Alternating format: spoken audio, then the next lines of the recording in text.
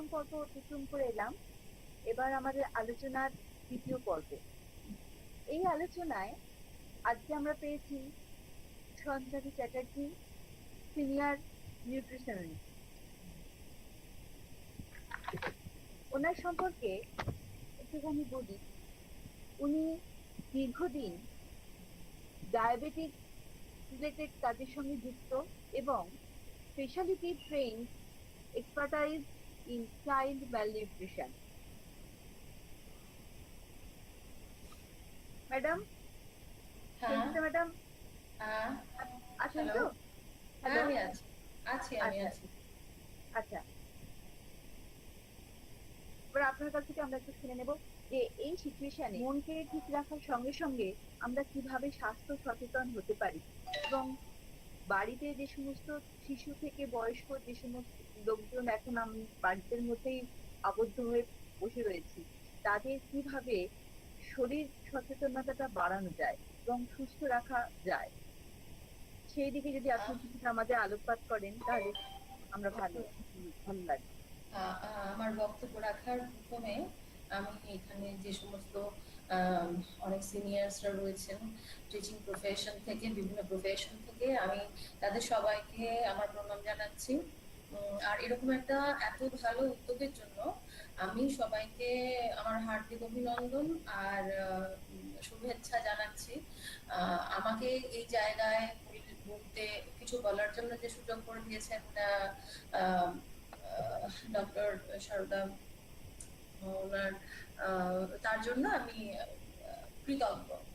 আহ, আজকে যে বিষয়টা নিয়ে আমাকে বলতে বলা হয়েছে সেটা হচ্ছে যে এই লকডাউন পিরিয়ডে বা এই যে সময়টা এখন চলছে সেই পিরিয়ডের নিউট্রিশনটার উপরেই আমাকে প্রধানত জোর দিতে বলা হয়েছে। এবং টার্গেট অডিয়েন্স যারা, তারা হচ্ছে কলেজ গোয়ার্স, উচ্চ মাধ্যমিক, গ্রাজুয়েশন এবং পোস্ট গ্রাজুয়েশন করছেন এই স্টুডেন্টরা। তো আজকে আমি যেটা বলবো সেটা হচ্ছে মেনলি অ্যাডোলেসেন্ট নিউট্রিশনের উপরে। আমি একটা প্রেজেন্টেশন তৈরি করেছি খুব তাড়াতাড়ি, জানি না কিরকম হয়েছে, তো আমি চেষ্টা করছি। আহ,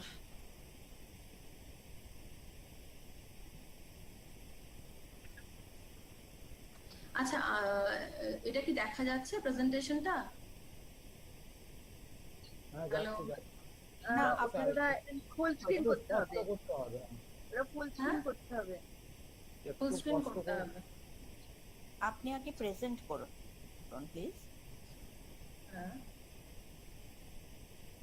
স্ক্রিন প্রেজেন্ট করুন আগে, তারপরে ফুল স্ক্রিন করুন। সন্তু, তুমি তোমার প্রেজেন্টেশনটা থামাও, তোমার প্রেজেন্টেশন শেয়ারিংটা স্টপ করো, তারপর ওনাকে অ্যালাউ করো। সন্তু, শুনতে পাচ্ছো?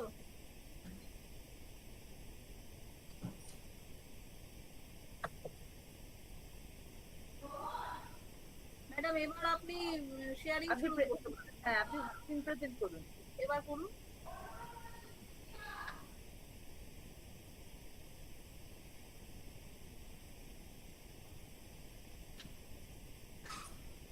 হ্যালো।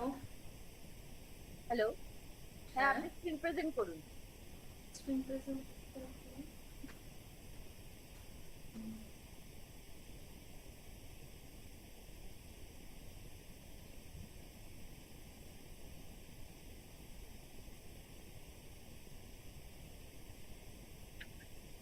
হ্যালো। হ্যাঁ, হ্যালো। শুনতে পাচ্ছি। হ্যাঁ, শুনতে পাচ্ছি। তো এই বয়সে অ্যাডোলেসেন্ট হেলথ নিউট্রিশন যেটা, সেই এই বয়সের যেটা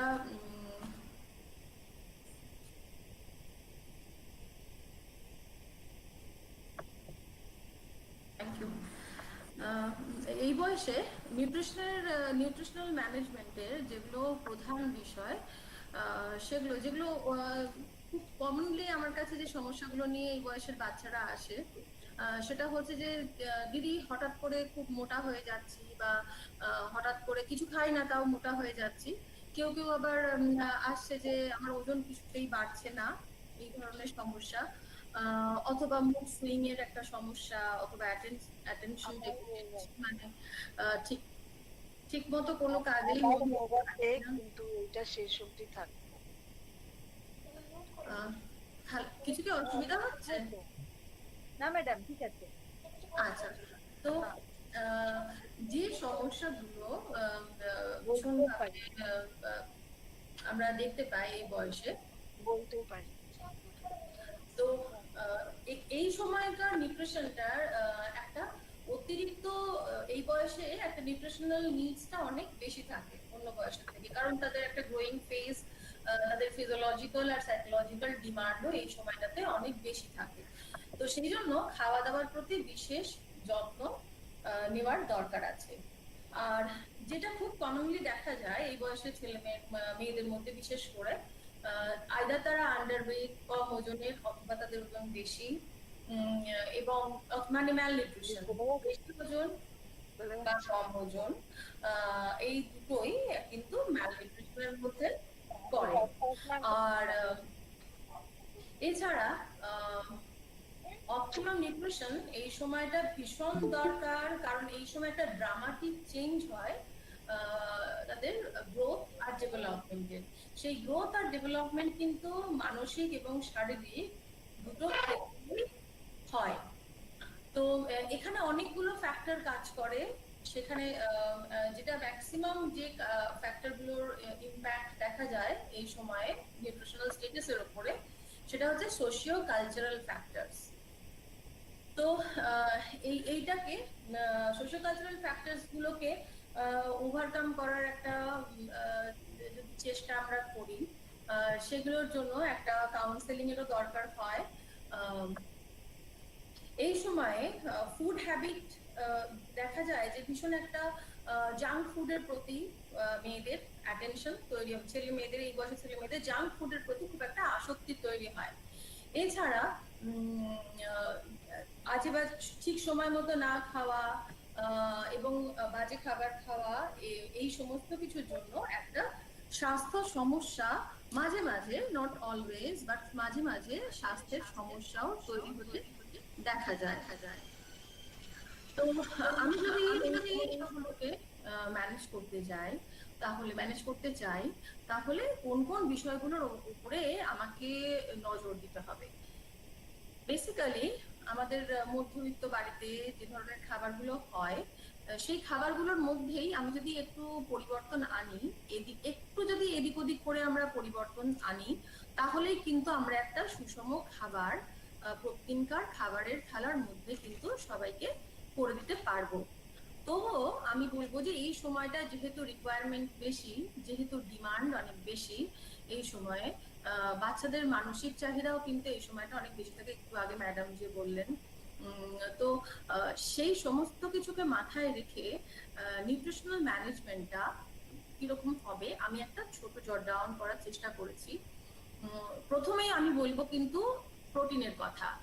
সারা অন্যান্য সময়ের মতো প্রোটিনের রিকোয়ারমেন্ট কিন্তু এই সময়, অন্যান্য সময় মানে আমি বলছি যে প্যান্ডেমিক যে পিরিয়ড চলছে, প্যান্ডেমিক পিরিয়ডেও প্রোটিনের এখন প্রয়োজনীয়তা রয়েছে, কিন্তু এই এজ গ্রুপে প্রোটিনের প্রয়োজনীয়তা কিন্তু এমনিতেই বেশি। এমনিতেই এদের কিন্তু প্রোটিনের প্রয়োজনীয়তা বেশি থাকে এই সময়টাতে, কারণ এদের গ্রোথ রেট অনেক বেশি ফাস্টার। ছেলেদের ক্ষেত্রে মাসলস তৈরি হয়, মেয়েদের ক্ষেত্রে ফ্যাট ডিপোজিশন হয়, এনজাইমস অনেক বেশি তৈরি হয় অন্য সময়ের থেকে, তাই জন্য প্রোটিনের রিকোয়ারমেন্টও এদের অনেক বেশি থাকে। প্রোটিন যদি ফার্স্ট ক্লাস হয় তাহলে খুব ভালো, যেটা মাছ, মাংস, ডিম, দুধ, দই ইত্যাদি। আর যদি ফার্স্ট ক্লাস না হয় তাহলে আমরা সেকেন্ড ক্লাস প্রোটিনও দিতে পারি, ডাল, সয়াবিন, শিম, বরবটি প্রভৃতি থেকেও প্রচুর পরিমাণে প্রোটিন পাওয়া যেতে পারে। এছাড়া শিম্বগোত্রীয় যে সমস্ত সবজি আছে সেগুলো ছাড়াও যদি আমরা সিডস বা যদি আমরা নাটস, এই ধরনের খাবারগুলো যদি অ্যাড করি ওদের প্রত্যেক দিনকার খাদ্য তালিকায়, তাহলেও কিন্তু বাচ্চারা অনেকটা পরিমাণে প্রোটিন পাবে।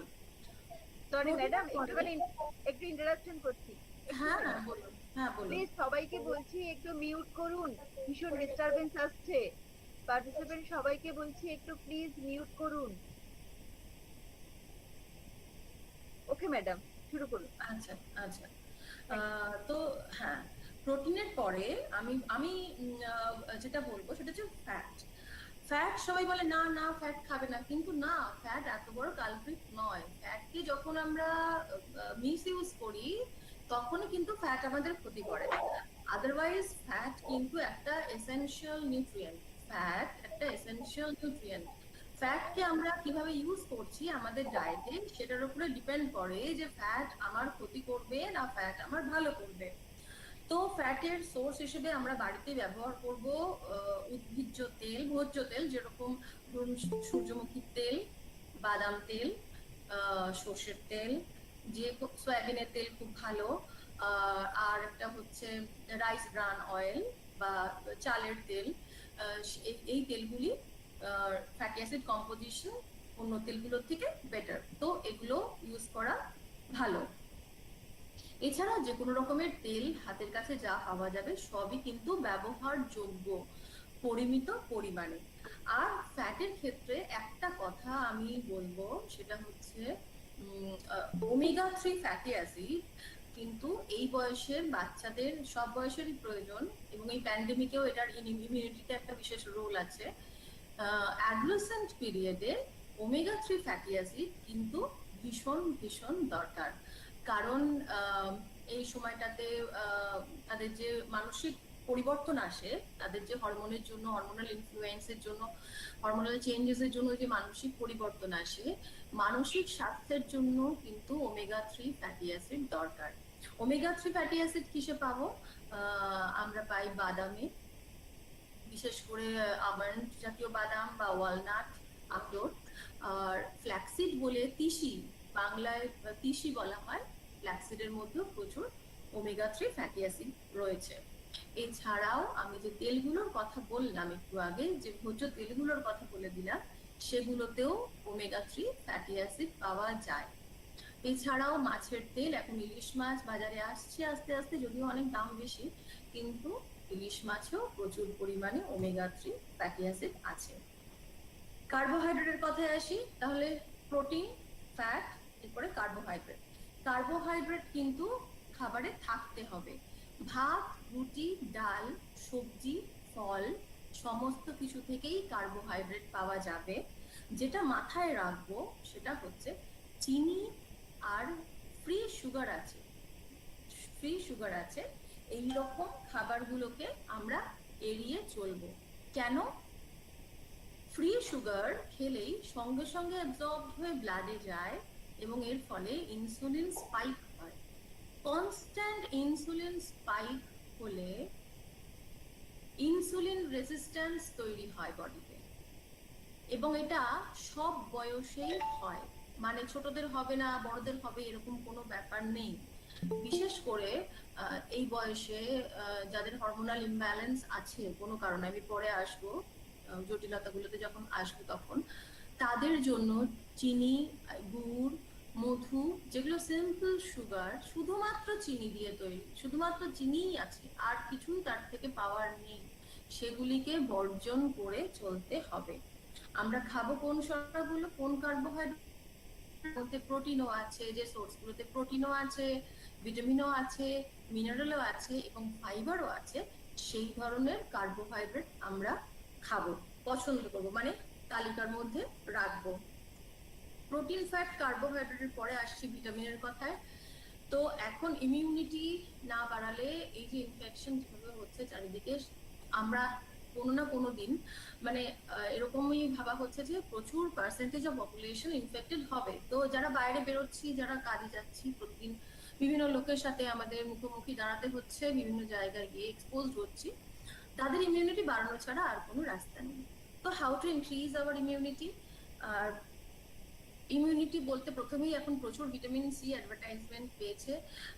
ভিটামিন সি ছাড়াও কিন্তু আরো অনেকগুলো ভিটামিন কাজ করে ইমিউন সিস্টেমের জন্য, ইমিউন সিস্টেমকে শক্তপোক্ত, স্ট্রং রাখার জন্য। দেয়ার আর a lot of other vitamins also play their roles. প্রথমেই ভিটামিন এ। ভিটামিন এ হচ্ছে আমাদের যে শ্বাসনালী, আমাদের যে খাদ্যনালী, তার যে অন্তর্গাত্রের যে লাইনিং, ইনার মেমব্রেন, যে ইনার লাইনিং, তার স্বাস্থ্যটাকে, যেখান দিয়ে ভাইরাসটা ইনভেড করছে, ভেতরে ঢুকে যাচ্ছে শরীরের, সেই লাইনিংটার স্বাস্থ্যটাকে বজায় রাখে কিন্তু ভিটামিন এ, ভিটামিন সি, এরকম অনেকগুলো জিনিস লাগে। তো ভিটামিন এ কিসে কিসে পাওয়া যাবে? সবাই জানি আমরা, সবুজ, গাঢ় সবুজ শাকসবজিতে, আর অরেঞ্জ কালারের ফল সবজিতে ভিটামিন এ পাওয়া যায়। ভিটামিন এর পরে আমি বলবো second important vitamin C. Vitamin C শ্বেতকণিকা স্বাস্থ্যকে বজায় রাখে, শ্বেতকণিকাকে ভালো রাখে। যে শ্বেতকণিকা প্রথমে আমাদের যেই ঢুকছে ভাইরাসটি, যে সবার আগে এগিয়ে আসে বাঁচাতে আমাকে, যে সবার আগে এসে ফাইটটা করে, সেটা হচ্ছে শ্বেতকণিকা। তো শ্বেতকণিকাকে ভালো রাখে vitamin C. Vitamin madam C, আপনার স্ক্রিনটা দেখা যাচ্ছে না, ম্যাডাম স্ক্রিন প্রেজেন্টে করে দিন, স্ক্রিনটা অফ হয়ে গেছে। আচ্ছা এবার দেখা যাচ্ছে? না এখনো নয়। এক সেকেন্ড, এখন দেখা যাচ্ছে না? You have to choose present now button. You have to choose present now button. Present Present now. I'm doing this for the first time of my life. এবারে সেটার জন্য অসুবিধা হচ্ছে। Please call Google. Forgive me. ভিউয়াররা ওটাতে pin করে নিলেও বড় করে দেখতে পাবেন। স্ক্রিনটা আসছে না আসলে। স্ক্রিন কিন্তু আসছে, হ্যাঁ, স্ক্রিন screen পরিষ্কারই আসছে, আসছে, একটু পিন করতে হবে, পুরোটাই আসছে। No, actually, Progadi is presenting. That's why her presentation is bust out. That is the problem. Progadi, please don't pin present করলে কিন্তু yourself. দেখা যাচ্ছে। আমি প্রেজেন্ট করিনি তো। পিন করলে কিন্তু ওনার প্রেজেন্টেশন দেখা যাচ্ছে। আমি তো পিন করিনি। আমি আপনার কথা বলছি না। ওনার কথা।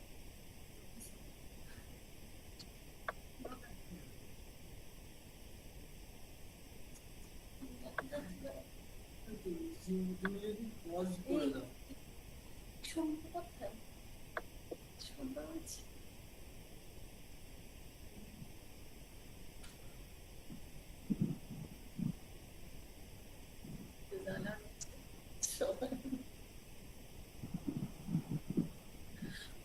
একটু বসবেন এখানে। Hello hello, Yes, you are audible and visible both. Okay. okay. So I was in vitamin C. Vitamin C হয়ে গেছে। ভিটামিন সি যেগুলোকে পাওয়া যায়, বলেছিলাম যে লেবুতে প্রচুর, সব থেকে বেশি পাওয়া যায় আমাদের হচ্ছে আমলকি। আমলকি একটা খেয়ে নিলে সারাদিন আর কোনো ভিটামিন সি সোর্স না খেলেও কিন্তু চলে যায়, কিন্তু সেটা অনেকেই খেতে পারে না, রিফিউজ করে বিভিন্ন কারণে, টেস্টের জন্য। তো তারপরে হচ্ছে পেয়ারা। আপনি যদি সারাদিনে একটা পেয়ারা খেয়ে নেন তাতেও হবে, আর কিছু ভাবতে হবে না, অ্যাবজর্পশনও অনেক ভালো হয়। এছাড়া লেবুর জল খেতে পারেন, সারাদিনে 2 বোতল লেবুর জল খেলে খুব ভালো। স্প্রাউটস মানে কল বের করা ছোলা মুগ, সবজি, যে কোনো টাটকা সবজি। শুকিয়ে যাওয়া সবজিতে ভিটামিন সি থাকে না, শুকিয়ে যাওয়া ফলে ভিটামিন সি থাকে না, যেটা থাকে সেটা অ্যাবজর্পশন হয় না। তো টাটকা সবজি, টাটকা ফল, বা যেগুলো বলে দিলাম সেগুলো। এরপরে vitamin D. Vitamin D is very very important. Vitamin C এর মতোই ভিটামিন ডিও কিন্তু ইমিউনিটি সিস্টেমের জন্য, ইমিউন সিস্টেমের জন্য অনেক বেশি ইম্পর্টেন্ট। ভিটামিন ডি পাবো আমরা মাছের তেলে পেতে পারি। ভীষণ রেয়ার সোর্স ভিটামিন ডি, একেবারে পাওয়া যায় না কোনো খাবারেই সেরকম ভাবে। তো সেজন্য এখন ভারতবর্ষে প্রচুর মেয়েদের মধ্যে, যেহেতু বাড়িতেই থাকেন বেশিরভাগ মেয়ে, বাইরে বেরোন না, একটা বয়সের পর তো আর বেরোতেই চান না বাইরে, রোদ্র গায়ে লাগে না, ম্যাক্সিমামই এখন ফ্ল্যাটের মধ্যে থাকা, সেখানে ছাদেও ওঠেন না অনেকে নানা কারণে, বাইরেও বেরোন না। তো ভীষণ ভাবে ক্রনিক্যালি দেখা যাচ্ছে vitamin D deficiency, calcium vitamin D deficiency, বিশেষ করে মেয়েদের মধ্যে। তো ভিটামিন ডি পাওয়া যায় ওয়াইল্ড মাশরুমে, সব থেকে বেশি ভিটামিন ডি থাকে। ওয়াইল্ড মাশরুম হলো ফল ছাতু, যেটা গ্রামের দিকে খড়ের চালে হয় বা এখানে ওখানে হয়ে থাকে। সেই মাশরুম কিন্তু বেটার দ্যান আমাদের বাজার থেকে 300 টাকা কেজিতে মাশরুম আমরা কিনি, সেটা থেকে কিন্তু ভিটামিন ডি কন্টেন্ট ওইগুলোর অনেক বেশি, সেটা রিসার্চ বলছে। এছাড়া ভিটামিন ডি ফর্টিফাইড খাবার যদি দেখে দেখে লেবেল পড়ে পড়ে আমরা কিনি, সেক্ষেত্রে আমরা কিছুটা ভিটামিন ডি পেতে পারি, যেরকম দুধ, যেরকম তেলের মধ্যেও এখন ভিটামিন ডি অ্যাড করা হচ্ছে ইত্যাদি। এছাড়া সূর্যের আলো থেকে কিছুটা তৈরি হয়, সকালবেলা নরম আলোয় ছাদে মর্নিং ওয়াক করলে কিছুটা ভিটামিন ডি তৈরি হয়। ভিটামিনের পরে আসি মিনারেলস। মিনারেলসের মধ্যে আমি বলবো এই বয়সে সব থেকে ইম্পর্টেন্ট হচ্ছে calcium, phosphorus, magnesium. Calcium, phosphorus আর ম্যাগনেসিয়াম যেহেতু খুব বেশি লাগে না এবং অনেক খাবারেই আছে, তাই জন্য সেগুলো নিয়ে খুব একটা বেশি আমরা স্ট্রেসড হই না। ক্যালসিয়াম খেতে হবে, ক্যালসিয়ামটা অনেক বেশি লাগে এই সময়। বোন গ্রোথের জন্য, মাসল গ্রোথের জন্য ক্যালসিয়াম ইম্পর্টেন্ট। ক্যালসিয়ামের ইম্পর্টেন্ট সোর্স হচ্ছে দুধ, ছানা, দই আর অন্যান্য খাবারেও থাকে, কিন্তু সেগুলোর অ্যাবজর্পশন খুব একটা ভালো হয় না। আর একটা ভালো উৎস হচ্ছে ছোট মাছ। ছোট একেবারে যে ছোট ছোট মাছ যেগুলো দিয়ে আমরা চাটনি করি, সেগুলোকে একেবারে চিবিয়ে হাড় সমেত যদি খেয়ে ফেলি, তাহলে অনেকটা ডায়েটারি ক্যালসিয়াম পাওয়া যায়। Magnesium equal important for immunity, for immune system. তো কারণ এটা সেল ফাংশনে হেল্প করে, যে মেটাবলিক প্রসেসগুলো চলবে ইমিউনিটিটাকে ঠিক রাখার জন্য, যুদ্ধ করার জন্য আমার যা যা লাগবে, সেগুলোর মধ্যে কিন্তু ম্যাগনেসিয়াম একটা ফ্যাক্টর হিসেবে কাজ করে প্রত্যেকটা অনেকগুলো রাসায়নিক বিক্রিয়াতে। তো ম্যাগনেসিয়ামের কথাও মাথায় রাখতে হবে। আমি পাবো এগুলো নাটস অ্যান্ড সিডস মানে হচ্ছে কুমড়োর বীজ, খুব সহজেই গ্রামের দিকে পাওয়া যায়। কুমড়ো কেটে বীজগুলো ফেলে না দিয়ে সেগুলোকে আলাদা করে শুকিয়ে আমি যদি শিশিতে ভরে রাখি, তো সেগুলো আমি যদি দিন 10টা করেও খাই, সেটাও কিন্তু অনেক উপকারী। এছাড়া হোল গ্রেনস মানে গোটা গমের আটা যদি আমি খাই, শহরের মানুষরা যদি গোটা ওটস খেতে পারে, গোটা ভুট্টা সেঁকে যদি আমি খাই, তাহলে কিন্তু আমি অনেকটাই ম্যাগনেসিয়াম এবং অন্যান্য নিউট্রিয়েন্টসও কিন্তু আমি পাবো। আয়রনও একটা অনেক ইম্পর্টেন্ট মিনারেল এই বয়সের ছেলে মেয়েদের জন্য স্পেসিফিক্যালি। কারণ এই বয়সে যেহেতু আমরা সবাই জানি একটা মেনস্ট্রুয়াল লস হয় প্রত্যেক মাসে মহিলাদের, এবং তাদের শরীর তৈরি হয়, এনজাইম তৈরি হয়, তো আয়রন তো দরকার। সেই আয়রনটা যাতে অ্যাডিকুয়েট অ্যামাউন্টে খাবারে থাকে সেটা খেয়াল রাখতে হবে। তার জন্য কিন্তু অ্যানিমাল ফুডস দিতেই হবে। সবজি থেকে আমরা পড়ি বটে যে শাকসবজিতে অনেক আয়রন আছে, কিন্তু সেই আয়রন গুলো অ্যাবজর্বেবল নয়। অ্যাবজর্পশনটা নিয়ে কিন্তু অনেক সময় মাথা ঘামানো হয় না। সবজির আয়রন একমাত্র যখন লেবুর সাথে খাবো, মানে ভিটামিন সি মিশিয়ে খাবো, তখনই কিন্তু শরীরে ঢুকবে, নইলে শরীরে ঢুকবে না। ওটা অ্যাজ ইট ইজ শরীরের বাইরে মলের সাথে বেরিয়ে যাবে। তো অ্যানিমিয়া আটকানোর জন্য খাবারে প্রতিদিন 1 পিস অন্তত মাছ অথবা একটা গোটা ডিম বা মাংস যদি সম্ভব হয় তো রাখতে হবে। আদারওয়াইজ প্রতিদিনকার খাবারে ডাল, সবুজ শাকসবজি থাকবে, তার সাথে লেবু থাকবে, বা সারাদিনে লেবুর জল বারে বারে লেবু মিশিয়ে খেতে হবে। এরপরে জিঙ্ক হচ্ছে ইমিউনিটির জন্য ভীষণ ভীষণ ভীষণ ভীষণ এখন দরকারি বলে রিসেন্টলি বলা হচ্ছে। তো জিঙ্ক আমরা পাবো, একটা আশ্চর্য ব্যাপার যে জিঙ্ক যুক্ত মাল্টিভিটামিন দেওয়া হচ্ছে। গ্রামের দিকে জিঙ্ক কিন্তু আমরা খুব সহজেই পেতে পারি।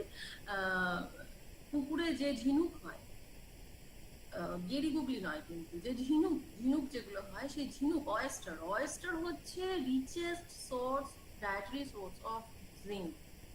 তো ওগুলোকে তুলে নিয়ে গেরি গুগলি খেলেও প্রচুর প্রোটিন পাওয়া যাবে, অন্যান্য নিউট্রিয়েন্টসও অনেক পাওয়া যাবে। ওগুলোকে তুলে নিয়ে খেলে কিন্তু এই সময় অনেকটাই ডায়েটারি নিডস ফর ইমিউনিটি কিন্তু ফুলফিল হতে পারে। এছাড়াও আমি বললাম আগে যে কুমড়োর বীজ, হ্যাঁ, বিনস, তারপরে কাবলি চানা, এগুলোতেও কিন্তু প্রচুর পরিমাণে জিঙ্ক থাকে। এরপরে ভিটামিন আর মিনারেলস এর পরে আমি বলবো যে ফাইবার কিন্তু একটা ইম্পর্টেন্ট নিউট্রিয়েন্ট। ফাইবার কম্পোনেন্ট একটা সুষম খাদ্য ব্যবস্থার one of the components, important components হচ্ছে ফাইবার। ফাইবার কিভাবে ইমিউনিটিতে সাহায্য করে আমি খুব সংক্ষেপে বলে দিই। আমাদের কোলনে ট্রিলিয়নস অফ ব্যাকটেরিয়াস, গুড ব্যাকটেরিয়াস, যেগুলো আমাদেরকে সুস্থ রাখে। টিভিতে অ্যাড দেখে যায় ইয়াকুল্ট, দেন অনেক প্রি অ্যান্ড প্রোবায়োটিকের অ্যাড থাকে যে এমনি খেতে বলছে। বিদেশে প্রতিদিন ওরা এমনি একটা করে ডোজ নেয় প্রি অ্যান্ড প্রোবায়োটিক। আমাদের দেশে আমাদের এই ওয়েদারে আমরা বলি, আমি বলি যে দই খেতে প্রত্যেকদিন। ফার্মেন্টেড খাবার is very good for our health. মানে ধরুন, যদি আমি ধোকলা বানাই বাড়িতে, যদি আমি ইডলি বানাই, যদি আমি ধোসা বানাই, যেগুলো, যদি আমি পান্তা ভাত খাই প্রতিদিন, সেই সমস্তগুলোই কিন্তু আমাকে, আমার গাট হেলথকে ভালো রাখতে সাহায্য করে, প্রি অ্যান্ড প্রোবায়োটিক সাপ্লাই করে। এবারে এই যে ব্যাকটেরিয়াগুলো থাকে যারা আমাদেরকে বিভিন্ন রোগের হাত থেকে বাঁচায়, যারা আমাদের রোগ প্রতিরোধ শক্তি বাড়ায়, তারা কি খেয়ে বেঁচে থাকে? তারা ফাইবার খেয়ে বেঁচে থাকে। তারা ফাইবার খায়, ফাইবারের ওপরে কাজ করে, ফাইবারগুলোকে ভেঙে এরকম কিছু জিনিস তৈরি করে যেগুলো থেকে তারা নিজেরা পুষ্টি নেয় এবং সংখ্যা আস্তে আস্তে নিজেদের বংশ বিস্তার করে। তো যদি আমি রোজ সলুবল ফাইবার খাই, যেরকম সলুবল ফাইবার আছে ওটসে, আছে কিয়া সিডসে, আছে যে কোনো গোটা ফলে, স্যালাডে, গোটা গমের আটা, এই ধরনের খাবারগুলোতে প্রচুর সলুবল ফাইবার আছে। তো এই সলুবল ফাইবারগুলো কে ব্যাকটেরিয়ারা ডিকম্পোজ করে সেগুলোকে, এবং ইনসলুবল ফাইবার দুটোকে ওরা ডিকম্পোজ করে সেখান থেকে ওরা ওদের খাবার তৈরি করে নেয়, সেখান থেকে ওরা বংশ বিস্তার করে। Last and not the least হচ্ছে জল। ডিহাইড্রেটেড থাকলে কিন্তু ইমিউন সিস্টেমও কমজোর থাকবে। ফর বেটার বিএমআর, ভালো বিএমআর এর জন্য আর স্ট্রং ইমিউনিটির জন্য কিন্তু যেটা দরকার সেটা হচ্ছে যে জল, হাইড্রেশন দরকার।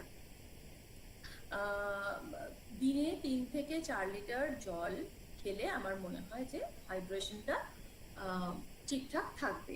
এবারে যার রিকোয়ারমেন্ট যেরকম, কেউ যদি বেশি জলে অভ্যস্ত থাকেন তো কিন্তু 4 লিটারের বেশি জলের দরকার হয় না। আর এরকম নয় যে বেশি জল খেলে বেশি ইমিউনিটি, সেরকম নয়। তাই একটা নিয়মের মধ্যে থাকতে হবে। আর জল খেলে ডিটক্সিফিকেশনও হয় শরীরে, ন্যাচারাল ডিটক্সিফিকেশন। শরীর থেকে যে টক্সিন যেগুলো তৈরি হয় প্রত্যেকদিন, আমার ঘরটা যদি নোংরা হয়ে থাকে, আমার ঠাকুর ঘরটা যদি নোংরা হয়ে থাকে, আমার শোয়ার ঘরটা যদি নোংরা হয়ে থাকে, তাহলে তো এমনিতেই ডিস্টার্ব হয়ে যায়। তো সেই ডিস্টারবেন্স যাতে না থাকে শরীরের ভিতরে, এমনিতেই তো উত্তপ্ত হয়ে রয়েছি যে নানা রকম বাইরের বিষয় নিয়ে, নানা রকমের খবর নিয়ে, আজে বাজে খবর নিয়ে ডিস্টার্ব হয়ে রয়েছি, তার উপরে যদি আমি জল না খাই তাহলে তো আমার সমস্ত নোংরাগুলো শরীরের কোষের মধ্যেই পড়ে থাকবে, পড়ে থেকে সেগুলো থেকেও নানা রকমের উল্টো ক্রিয়া শুরু হবে। তো যাতে সেগুলো শরীরে না থাকে জমে, যাতে সেগুলো সময় মতো বেরিয়ে যায়, তার জন্য জল দিয়ে ঘর ধুতেই হবে, জল খেতেই হবে।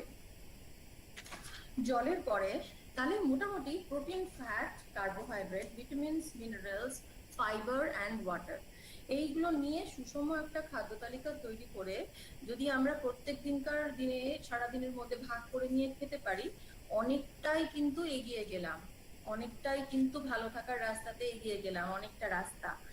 এরপরে যারা আরো একটু বেশি কিছু করতে চান, যে আমি আর একটু স্ট্রং থাকতে চাই, তাহলে তার জন্য আমি বলবো যে কয়েকটা সুপার ফুড আছে, সুপার ফুড বা সুপার নিউট্রিয়েন্ট, যেগুলোকে এখন আয়ুষ থেকেও অনেক বেশি জোর দেওয়া হচ্ছে। সেটা হচ্ছে তুলসী পাতাতেও একটা জিনিস থাকে, তুলসীর চা করে খেতে পারেন সকালে একবার বা বিকেলে একবার। আর একটা কথা, এই গ্রিন টি যারা খাচ্ছেন ওজন কমানোর জন্য মনে করছেন যে ওজন কমবে, তারা খান। গ্রিন টি বিএমআর বাড়াতে সাহায্য করে, গ্রিন টিতে যে একটা কেমিক্যাল কম্পোনেন্টস রয়েছে তারা সাহায্য করে। কিন্তু দিনে 2 কাপের বেশি গ্রিন টি বা গ্রিন কফি বা ব্ল্যাক টি খাওয়া কিন্তু ভালো নয়। এরপরে তুলসী পাতার পরে আমি বলবো যে হলুদের মধ্যেও প্রচুর অ্যান্টিভাইরাল আর অ্যান্টিব্যাকটেরিয়াল ম্যাটেরিয়াল রয়েছে, কারকিউমিন, সেটাও আমাদের ইমিউনিটিতে সাহায্য করে। তারপরে টমেটোর মধ্যে লাইকোপিন বলে একটা জিনিস আছে, লাইকোপিন কিন্তু আমাদের কার্ডিওভাস্কুলার হেলথ ভালো রাখে। এছাড়াও লাইকোপিনের আরো অনেক গুণাগুণ রয়েছে। গার্লিক বা রসুনের মধ্যে অ্যালিসিন বলে একটা কম্পাউন্ড আছে। সেই অ্যালিসিনের কিন্তু একটা ভেরি স্ট্রং অ্যান্টিভাইরাল প্রপার্টি আছে। তো আমি রেকমেন্ড করব যে রসুন প্রতিদিন ফাটিয়ে খেতে হবে। গোটা রসুন খেয়ে নিলে সেটা কোনো কাজে আসে না, মানে আসতে পারে না। রসুনটাকে একটু থেতো করে তারপরে সেটাকে জলের সাথে গিলে বা ভাতের মধ্যে মেখে বা যেভাবে যার ভালো লাগবে সেভাবে সে খেতে পারেন। রসুন বা গার্লিকের একটা স্ট্রং অ্যান্টিভাইরাল প্রপার্টি আছে। এরপরে কোয়ারসেটিন বলে একটা নিউট্রিয়েন্ট আছে, এটা সুপার নিউট্রিয়েন্ট আমি বলবো। কোয়ারসেটিন আমাদের অ্যান্টিভাইরাল প্রপার্টি রয়েছে কোয়ারসেটিনের, anti cancer, antiviral, anti inflammatory. Inflammatory মানে হচ্ছে ইনফ্লামেশন, মানে হচ্ছে যে জন্য থ্রম্বোসিস হয়, যে জন্য আমাদের সেরিব্রাল থ্রম্বোসিস হয়, ইনফ্লামেশনের জন্যই কিন্তু হয় ক্লটিং গুলো ব্লাডের ভেতরে। তো কোয়ারসেটিন হচ্ছে অ্যান্টি ইনফ্লামেটরি একটা নিউট্রিয়েন্ট।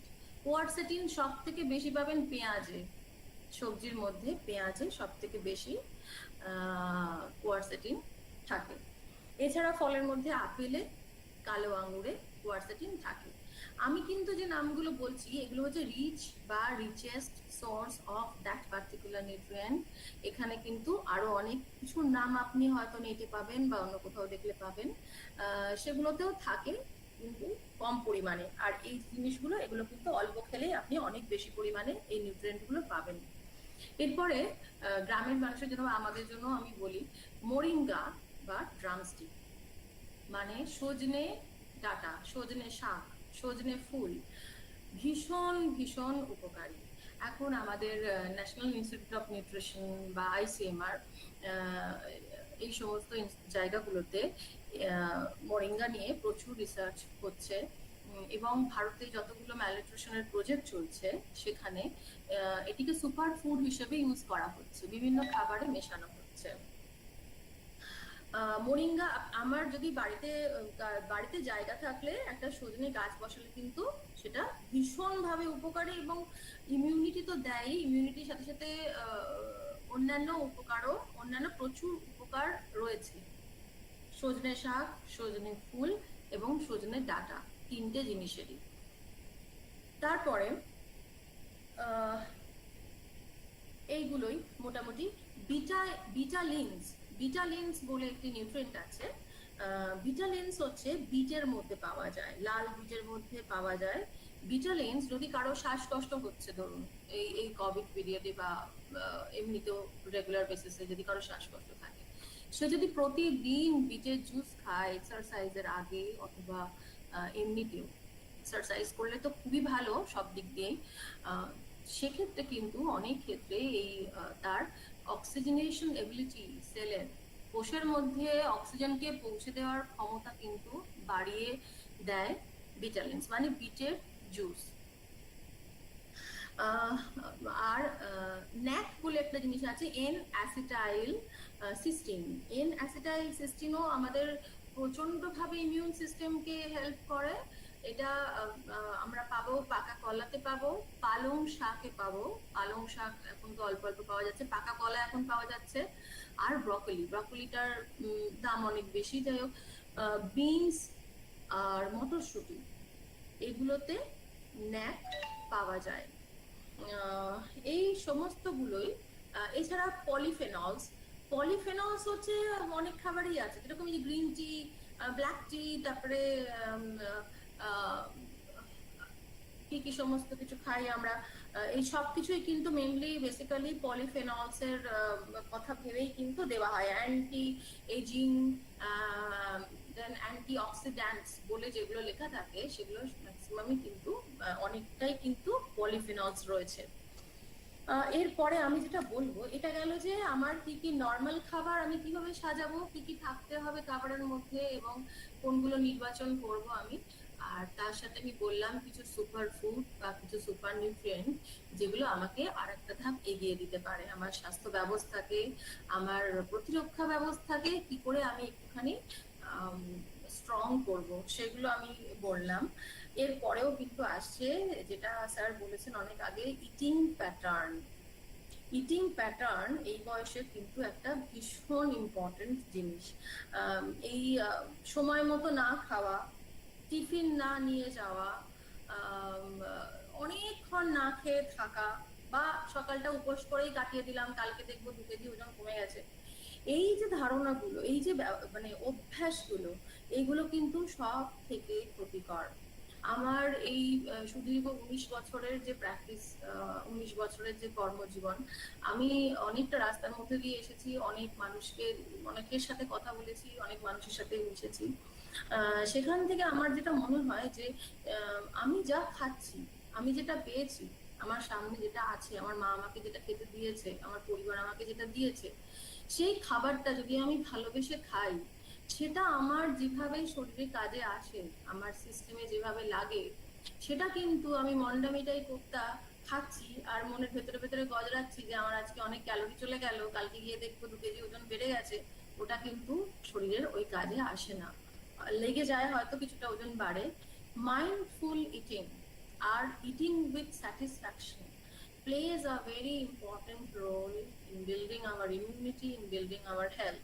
তো এটা আমার ব্যক্তিগত একটা ধারণা, আমার ব্যক্তিগত একটা মত, যে যেটা আমি খাবো সেটাকে আমি ভালোবেসে খাবো। যদি ওজন কমানোর জন্য খাই, যদি আমি ওজন বাড়ানোর জন্য খাই, যদি আমি অসুখ আটকানোর জন্য খাই, আমাকে যেটা খেতে বলা হয়েছে সেটা কিন্তু আমাকে ভালোবেসে খেতে হবে, তবেই কিন্তু আমি সেটার উপকার পাবো।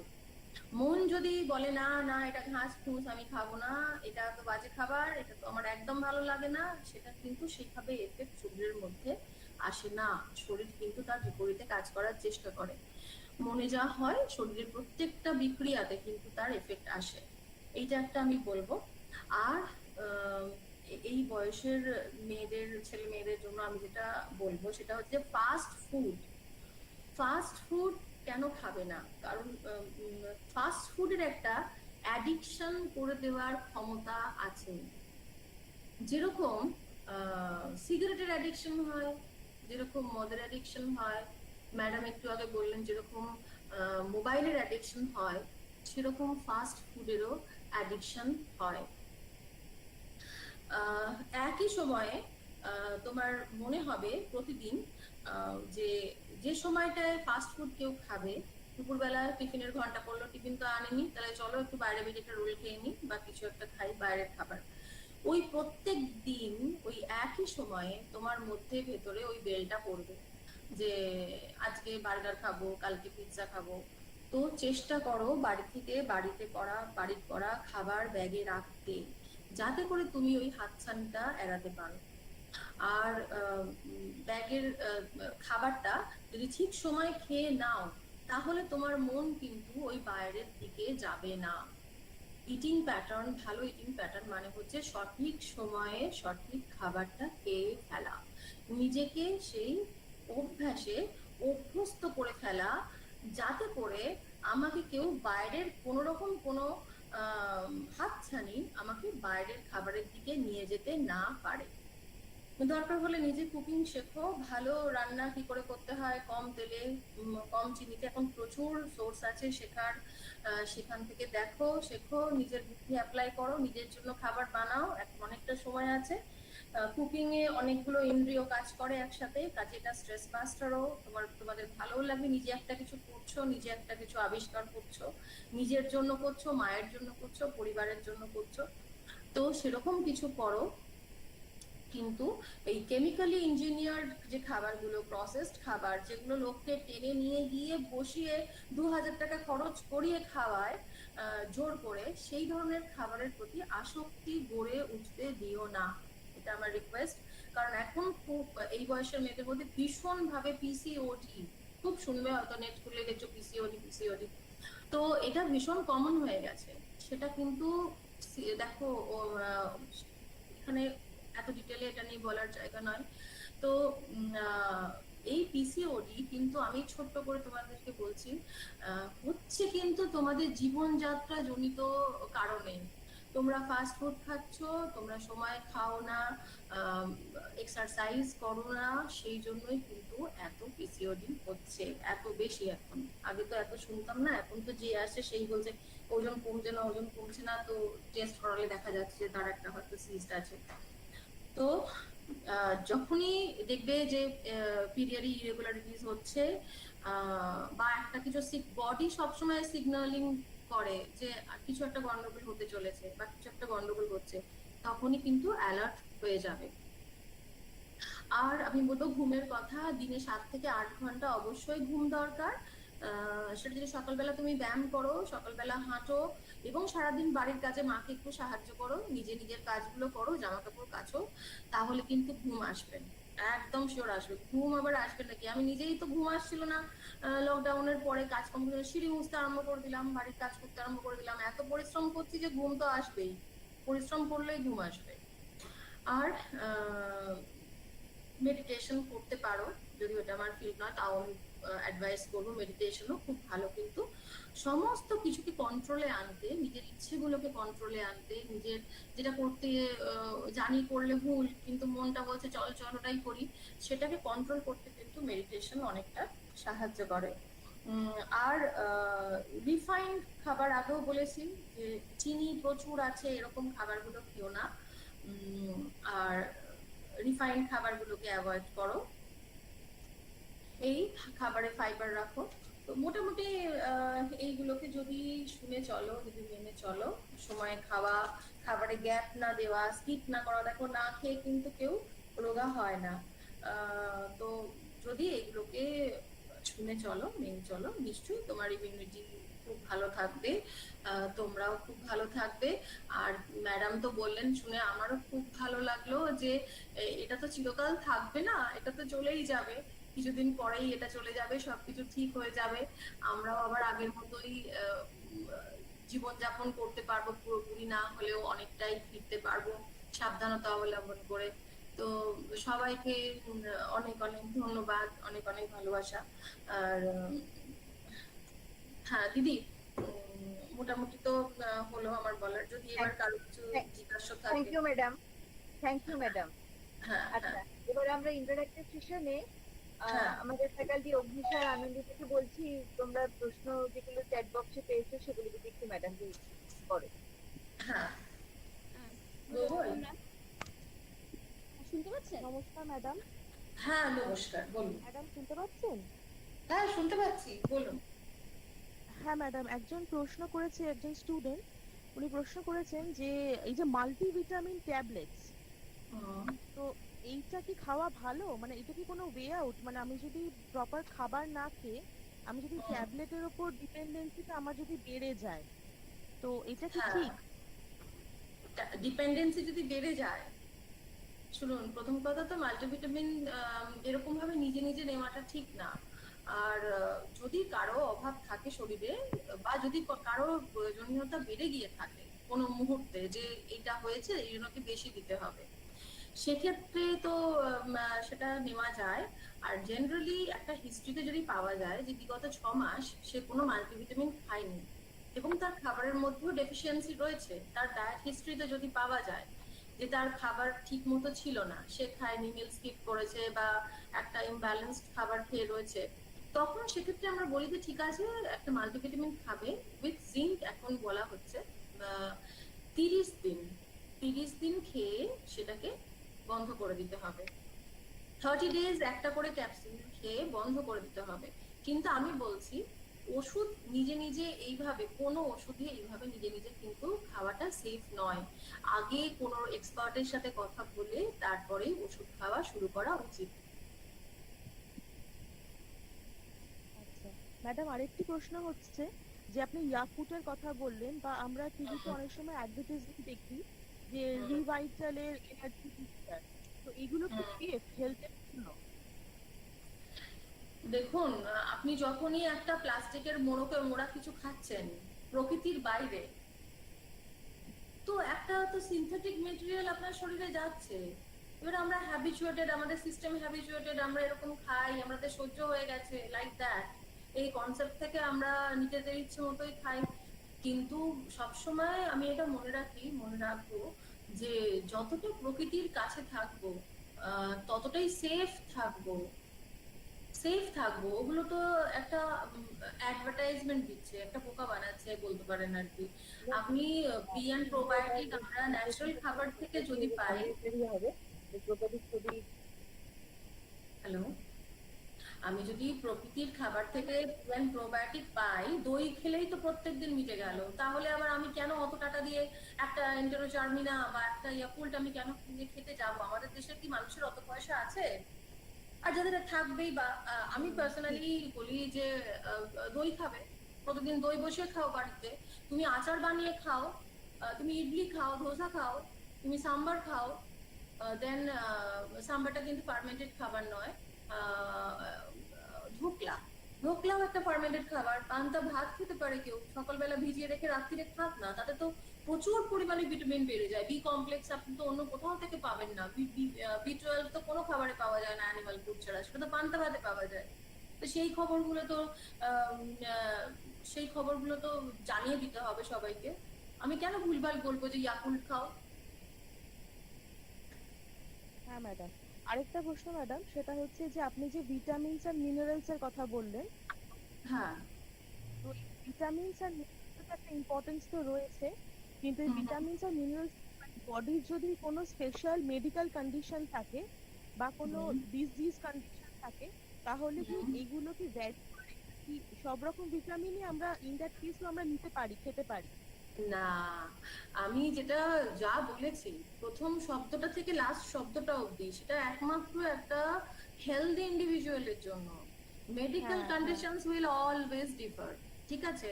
আমরা সবাই আলাদা, একদম সবাই আলাদা। মন আর শরীর সমস্ত, আমাদের সমস্ত কিছু আলাদা সবাইকার, একেবারে এক একটা ইন্ডিভিজুয়াল আমরা, মানে ইন্ডিভিজুয়ালি আলাদা। কাজেই এগুলো সব জেনারেল ইনফরমেশন। এটা তার জন্য প্রযোজ্য যার কোনো ব্যক্তিগত সমস্যা নেই বা খুব জেনারেলাইজ একটা সমস্যা আছে, মানে ওজন বেড়ে যাচ্ছে। তাও আমি বলবো যে এইভাবে জেনারেলাইজ করা যায় না হেলথ কন্ডিশনকে। অবশ্যই এক্সপার্টাইজ একটা ওপিনিয়ন নিয়ে তারপরে এগোতে হবে। হ্যাঁ ম্যাডাম, থ্যাংক ইউ ম্যাডাম, আপনার লেকচার খুবই ভালো ছিল, খুবই ভালো ইনফরমেটিভ লেকচার, এবং আমাদের প্রত্যেকের খুব ভালো লেগেছে। Thank you madam. হ্যাঁ ম্যাডাম, আমার দুটি কোশ্চেন আছে। হ্যাঁ বলুন। হ্যালো, হ্যাঁ। বলুন। আমরা প্রত্যেকেই জানি ভিটামিন ডি জন্য সানরাইজ বা সানলাইটটা একটা ভীষণ ইম্পর্টেন্ট সোর্স। সেক্ষেত্রে প্রপার টাইমিংটা কি, মানে কোন সময়টা আমরা সানলাইটটা পেলে মনে করবো যে সানলাইট কিন্তু যেটা ভিটামিন ডি তৈরি হয় সেটা কিন্তু অনেক বেলায়, ঠিক আছে? ওই সময় রোদ্দুরের এত তেজ থাকে, মানে ধরুন বেলা 11টার পরে, হ্যাঁ, এক্স্যাক্টলি এইভাবে। তো রোজ রোজ সূর্যের আলোর তেজ তো একরকম থাকে না, কিন্তু যেটা বলা হয়, যেটা রিসার্চে দেখা গেছে যে ভোরের যে সূর্যের আলো, কম তাপের আলোতে কিন্তু ভিটামিন ডি তৈরি হয় না বেলার দিকে। হ্যাঁ, কোথাও কোথাও লেখা আছে যে বেলা 1টা-1:30টার সময় তৈরি হয়, কোথাও লেখা আছে 12টা। তো ওই সময়ে কিন্তু সূর্যের আলোয় দাঁড়াতে হবে এবং সেটা অনেকক্ষণ। কাজে ওটা একটা মিথ। অ্যাকচুয়ালি আমি যে জন্য সূর্যের আলোয় সকালবেলা বলেছি মর্নিং ওয়াক করতে, সেটার অন্য একটা রিজন আছে। সেটা হচ্ছে যে সকালবেলা নরম সূর্যের আলোয় যদি আপনি হাঁটেন ছাদে বা পার্কে বা বাইরে কোথাও, এরকম একটা সুন্দর হেলদি জায়গায়, কিন্তু আমাদের পিচের রাস্তায় কিন্তু হাঁটাটা এতটা হেলদি নয়। যেখানে প্রচুর পলিউশন আছে সেখানে হাঁটতে কিন্তু বারণ করা হচ্ছে। যেখানে গাছ আছে, যেখানে সবুজ ঘাস আছে, যেখানে পার্ক আছে, যেখানে পাখি আছে, যেখানে আপনি প্রকৃতির কাছাকাছি থাকবেন, সেরকম জায়গায় মর্নিং ওয়াক করতে বলা হচ্ছে। যদিও আমাদের এখানে সেটা কতই বা আছে। তো ছাদে গাছ লাগান, নিজের নিজের জায়গা তৈরি করে নিন, ছাদে গাছ লাগান, গাছ লাগিয়ে ছাদে হাঁটুন। হাঁটলে স্লিপ হরমোন তৈরি হয় রাত্রিরে খুব ভালো পরিমাণে।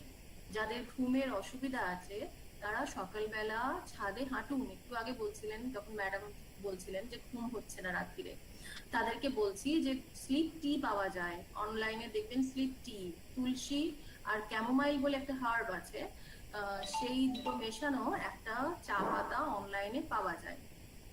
সেই চা পাতা কিনে চা বানিয়ে রাত্রিরে শোয়ার আগে খেতে পারেন। সকালবেলা খেলেও স্ট্রেস রিলিফ হবে। এমনি তুলসী পাতার লিকার করে খেলেও কিন্তু স্ট্রেস কমবে এই সময়। এই যে স্ট্রেসফুল একটা টাইমের মধ্যে দিয়ে আমরা যাচ্ছি, অনিশ্চিত একটা সময়, জানি না যে কি অপেক্ষা করে আছে, সেটার জন্যই এত স্ট্রেস। জানলে তো মিটেই যেত, সেই মতো ব্যবস্থা সবাই হয়তো করতো, কেউ কেউ করতো নিশ্চয়ই। তো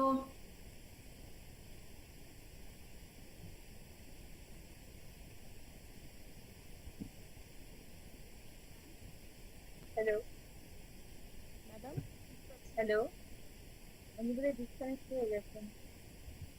ম্যামকে শোনা যাচ্ছে না। হ্যালো, হ্যালো, উনি কি লিভ করলেন? বোধহয় ওনার কানেকশনের কোনো প্রবলেম হয়েছে।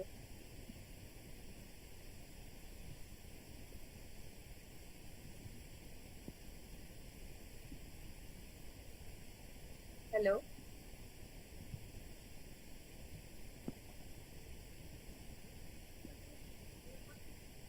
হ্যালো, হ্যালো, হ্যালো, শুনতে পাচ্ছি না।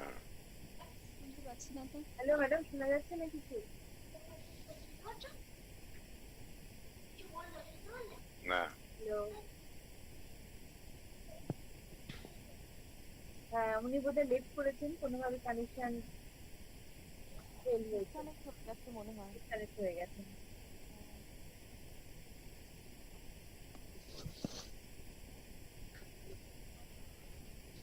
করে দেখছি, একটু অপেক্ষা করি আমরা।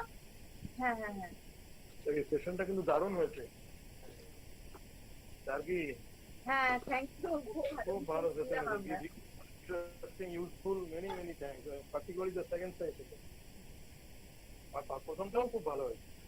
এই ইনফরমেশন আমি জানার দরকার ছিল। Very good, very good.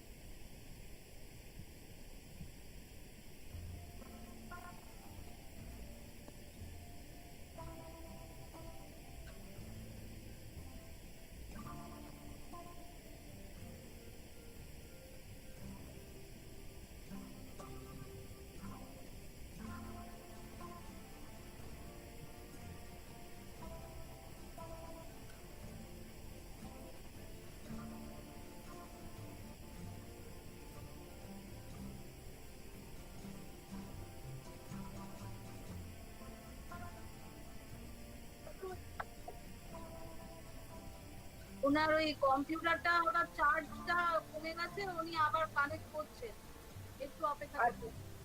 আচ্ছা,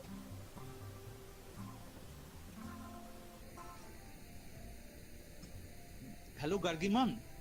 হ্যাঁ হ্যালো ম্যাম, আমি একটা কোশ্চেন পাঠিয়েছিলাম, ইনকোয়ারি আর কি। আমি বলেছিলাম যে এই যে ফুডস, পার্টিকুলারলি সুপার ফুড, কতদিন খেলে আমরা ইমিউনিটি গেইন করতে পারবো? আর পরেরটা ছিল, আমরা কি করে বুঝবো যে আমরা ইমিউন গেইন করেছি, এটা কি করে বুঝবো? আচ্ছা আচ্ছা, ঠিক আছে।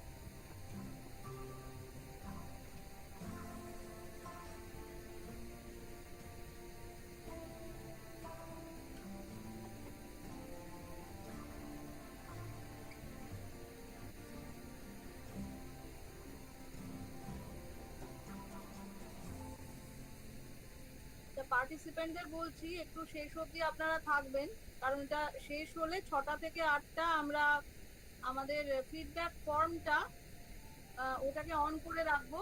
ওই ফিডব্যাক ফর্ম যারা যারা ফিল আপ করে দেবেন তাদের কাছে অটো জেনারেটেড সার্টিফিকেট তাদের মেইলে চলে যাবে। ওই সার্টিফিকেটে কিন্তু মেইল অ্যাড্রেসটা দেওয়াটা খুব জরুরি, এবং ওখানে নিজের নাম আপনি যেভাবে টাইপ করবেন সেভাবেই কিন্তু যাবে। পরে কিন্তু এটা তো গুগলের থ্রু দিয়ে হচ্ছে, আমাদের হাতে কিছু নেই, পরে কিন্তু কারেকশন করতে বললে হবে না। ওই জন্য খুব সতর্কভাবে আপনার মেইল অ্যাড্রেস এবং নাম বা ইনস্টিটিউশন নেম এগুলো ভালোভাবে দেখে আপনারা টাইপ করে তবেই সাবমিট করবেন, তাড়াহুড়ো করবেন না।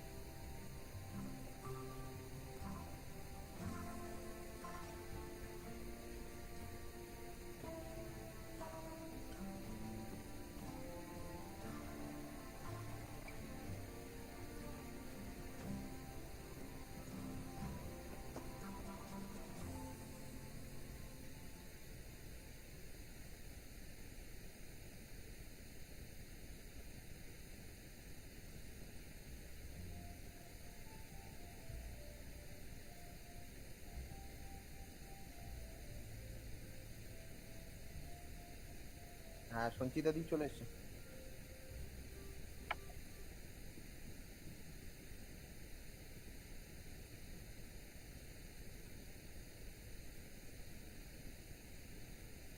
হ্যালো, সঞ্চিতা প্লিজ আনমিউট করুন। সঞ্চিতা দি প্লিজ আনমিউট করুন।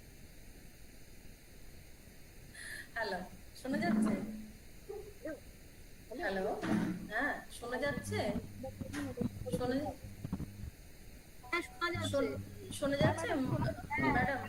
আচ্ছা আচ্ছা আচ্ছা, একটা কি সাউন্ড আসছে খুব জোরে আমার কাছে। আচ্ছা, বলছি ম্যাডাম মন্ডল, হ্যালো হ্যালো, হ্যাঁ ম্যাডাম মন্ডল, হ্যাঁ হ্যাঁ, বলুন, শোনা যাচ্ছে? হ্যাঁ ওকে বলুন। ওকে। তো আমার লাস্ট প্রশ্নটা ছিল যে ভিটামিন ডি কখন তৈরি হয়। এটা কিন্তু ঠিক কথা, আমাদের দেশে দুপুরবেলা যে পরিমাণ রোদ্দুর থাকে সেই রোদে দাঁড়িয়ে ভিটামিন ডি তৈরি করা কিন্তু বেশ কঠিন কাজ। তো এটা কিছু করার নেই, এটা আমাদের দেশের জলবায়ুটাই এরকম।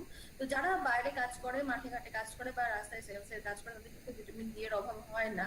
দুপুর 12টা, 12:30, 1টা এবং মিনিমাম 8 ঘন্টা থেকে 40 মিনিট সূর্যের আলোয় থাকতে হবে, তাহলে কিন্তু যথেষ্ট পরিমাণে ভিটামিন ডি তৈরি হয়।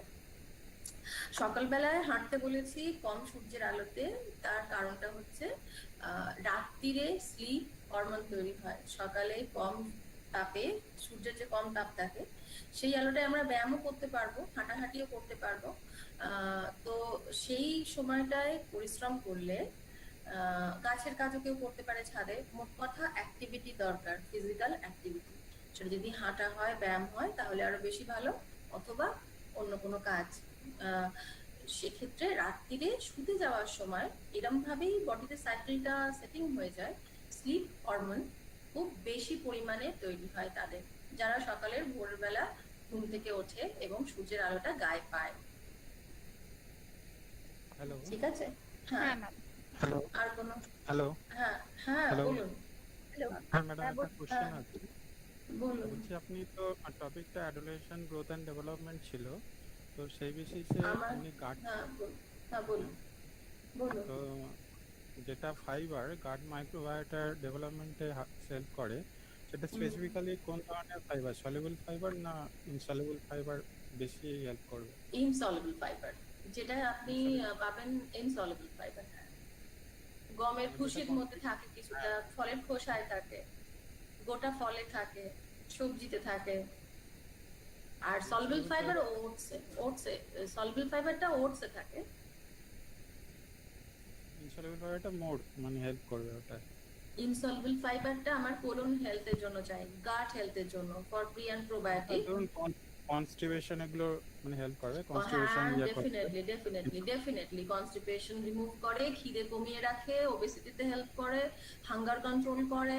হ্যাঁ, আর ঘুমও মানে ঠিক মতো ঘুমলে কিন্তু হাঙ্গার যে হরমোন সেগুলো ঠিকঠাক ব্যালেন্স থাকে, মানে গ্রেলিন আর লেপটিন এই দুটোর ব্যালেন্সিং কিন্তু হয় প্রপার স্লিপ হলে তবেই।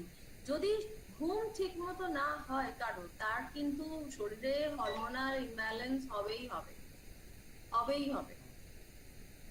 ওকে, থ্যাংক ইউ ম্যাডাম। ম্যাম আরেকটি কোশ্চেন রয়েছে।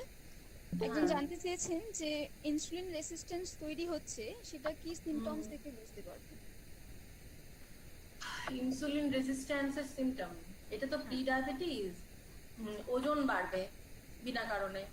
কারণ ইনসুলিন রেজিস্ট্যান্স যখনই হবে, সে যে কার্বোহাইড্রেট জাতীয় খাবারগুলো খাবে সেগুলো না ফ্যাটে কনভার্সন হবে। যখনই ইনসুলিন ব্লাডে বেশি থাকবে, সব সময় ফ্যাট তৈরি করে বডি ওই সময়টাতে, ওই মেটাবলিক ফেজে লিপিড ফ্যাট তৈরি হবে এবং সেগুলো ডিপোজিশন হবে। তো সে কম খেলেও কিন্তু ওজন বাড়বে, সে বাচ্চাটির ওজন বাড়তে থাকবে, সে বুঝতেও পারবে না। তারপরে ইরিটেবিলিটি তৈরি হবে, মুড সুইং হবে, দেন কারো কারো হেয়ার ফল হয়। ইনসুলিন রেজিস্ট্যান্স মানে হচ্ছে একটা হরমোনাল ইমব্যালেন্স, ঠিক আছে? এর পেছনেও তো অনেকগুলো ঘটনা ঘটে তারপরে তো ইনসুলিন রেজিস্ট্যান্সটা হয়েছে। ইনসুলিন রেজিস্ট্যান্সটা তো আর একদিনে হলো না। তো সেক্ষেত্রে দেখা যায় হিস্ট্রি নিলে কথা বললে যে সে তার মুড সুইং হয়, তার বিনা কারণে মন খারাপ হয়, সে খিটখিটে মেজাজের হয়ে যাচ্ছে, তার চামড়া হয়তো ঔজ্জ্বল্য হারাচ্ছে, মাথার কারো চুল পড়ছে, ইরেগুলার পিরিয়ডস হচ্ছে। তো এই কথা বললে এক একজনের এক এক রকমের সিমটম থাকে। সেগুলো ডায়েটারি মডিফিকেশন, মানে আমি যে বললাম একটা সুষম আহার, তার সঙ্গে লাইফস্টাইল চেঞ্জেস। আমি লাইফস্টাইল চেঞ্জেসের ওপরে জোর দিই। আমি কাউকে যদি বলি 30 গ্রাম চালের ভাত সারা জীবন খাবে, যে 150 গ্রাম খায় 100 গ্রাম খায়, সে কোনোদিনই শুনবে না। কিছুদিন শুনবে, একটা ওয়েট লস হবে, তারপরে আবার জায়গা সেই হয়ে যাবে। তো সেখানে মানুষকে বোঝাতে হয় প্র্যাকটিক্যালি কি করে নিজেকে আস্তে আস্তে আস্তে আস্তে অভ্যাসগুলোকে পাল্টে ফেলতে হবে। কি করে তুমি কি খেলে তুমি খুশি থাকো, কিভাবে খেলে তুমি খুশি থাকো, তার মধ্যে দিয়ে একজন এক্সপার্ট তার গাইডেন্সটাকে ইনজেক্ট করতে করতে যাবে, যে এটাকে এইভাবে ওকে ঘুরিয়ে দিই, এটাকে এইভাবে ওকে অ্যাডজাস্ট করে দিই। তাহলে বলুন। হ্যাঁ বলুন বলুন, আমি শুনতে পাচ্ছি।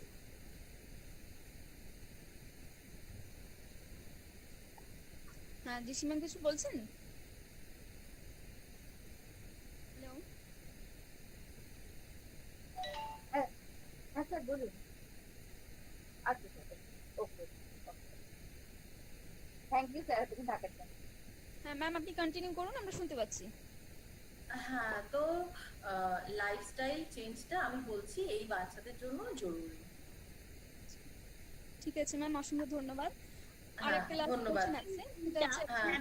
জিজ্ঞেস করেছেন কিভাবে খাওয়া যাবে হ্যাঁ। সেটা একটু বলেন। ক্যামোমাইল কি? টিটা, ক্যামোমাইল টিটা কিরকম? ক্যামোমাইল টি আপনি রাত্রিরে শোয়ার সময় ধরুন 1 কাপ গরম জলে একটু টি সামান্য 1 পিঞ্চ থেকে 2 পিন, এটা ডিপেন্ড করে আপনার কতটা লাগবে, সেটাকে ভিজিয়ে রাখলেন। ছেঁকে নিয়ে একদম শুতে যাওয়ার জাস্ট আগে আপনি ল্যাপটপ এ সব বন্ধ করে বা শুতে যাবেন, সেই সময়টা আপনি খেয়ে শুয়ে পড়বেন বিছানায় উঠে।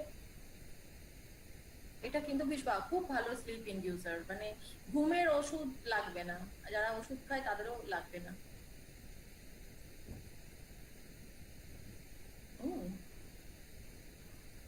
হ্যালো, হ্যাঁ হ্যাঁ ম্যাম, ম্যাম আরেকজন জানতে চেয়েছেন যে what kind of food is good for vegetarians? What kind of food? আমি তো যখন বলেছি প্রোটিন, ফ্যাট, কার্বোহাইড্রেট সবগুলোরই আমি ভেজিটেরিয়ান সোর্সও বলতে বলতে গেছি। তো যদি লাগে আমি প্রাণীজ প্রোটিনটা পায় না, হ্যাঁ। তাদের জন্য আপনি কি সাজেস্ট করবেন? তাদের জন্য আমি বলবো, যদি তার গয়টার না থাকে, যদি তার থাইরয়েডের কোনো সমস্যা না থাকে, তাহলে সয়াবিন খাবে। সয়াবিন খাবে, মটরশুঁটি খাবে, ডাল জাতীয় যে কোনো সবজি যেরকম শিম, বরবটি এগুলো খাবে। মাশরুম খাবে, যদি ওখানে গ্রামের দিকে চাষবাস হয়, ওখান থেকেই তো আমাদের শহরে আসে, এখানে তো প্রচুর দাম, তো যদি পাওয়া যায় মাশরুম খাবে। আর এছাড়া সজনে শাক যখন পাওয়া যাবে, সজনে শাকেও প্রচুর প্রোটিন থাকে, যে কোনো শিম, বরবটি, মটরশুঁটি, সমস্ত শিম্বগোত্রীয় যে দানা শস্যগুলো, যে সবজিগুলো, সেগুলোতে সবগুলোতেই প্রচুর প্রোটিন থাকে। এছাড়া বাদাম খেতে পারে, বীজ খেতে পারে, কুমড়োর বীজ, এই সূর্যমুখীর বীজ, এগুলোও খেতে পারে। ঠিক আছে ম্যাম, খুব ভালো লাগলো, আপনার সেশনটা ভীষণই মানে ইনফরমেটিভ। ম্যাম আমি একটু কোশ্চেন করেছিলাম, একটা জিনিস আসলে কোশ্চেন না, আমি জানতে চাইছি, আমি কি বলবেন, আমি করতে পারি? হ্যাঁ হ্যালো বলুন। ম্যাম। হ্যাঁ আমি করেছিলাম গার্গি ম্যামকে, সেটা হচ্ছে আপনি যে ফুডস এবং সুপার ফুডস বলেছেন, পার্টিকুলারলি সুপার ফুডস গুলো আমরা ঠিক অ্যাটলিস্ট কতদিন খেলে একটা স্ট্যান্ডার্ড লেভেল অফ ইমিউনিটি অর্জন করতে পারবো? এটা একটা।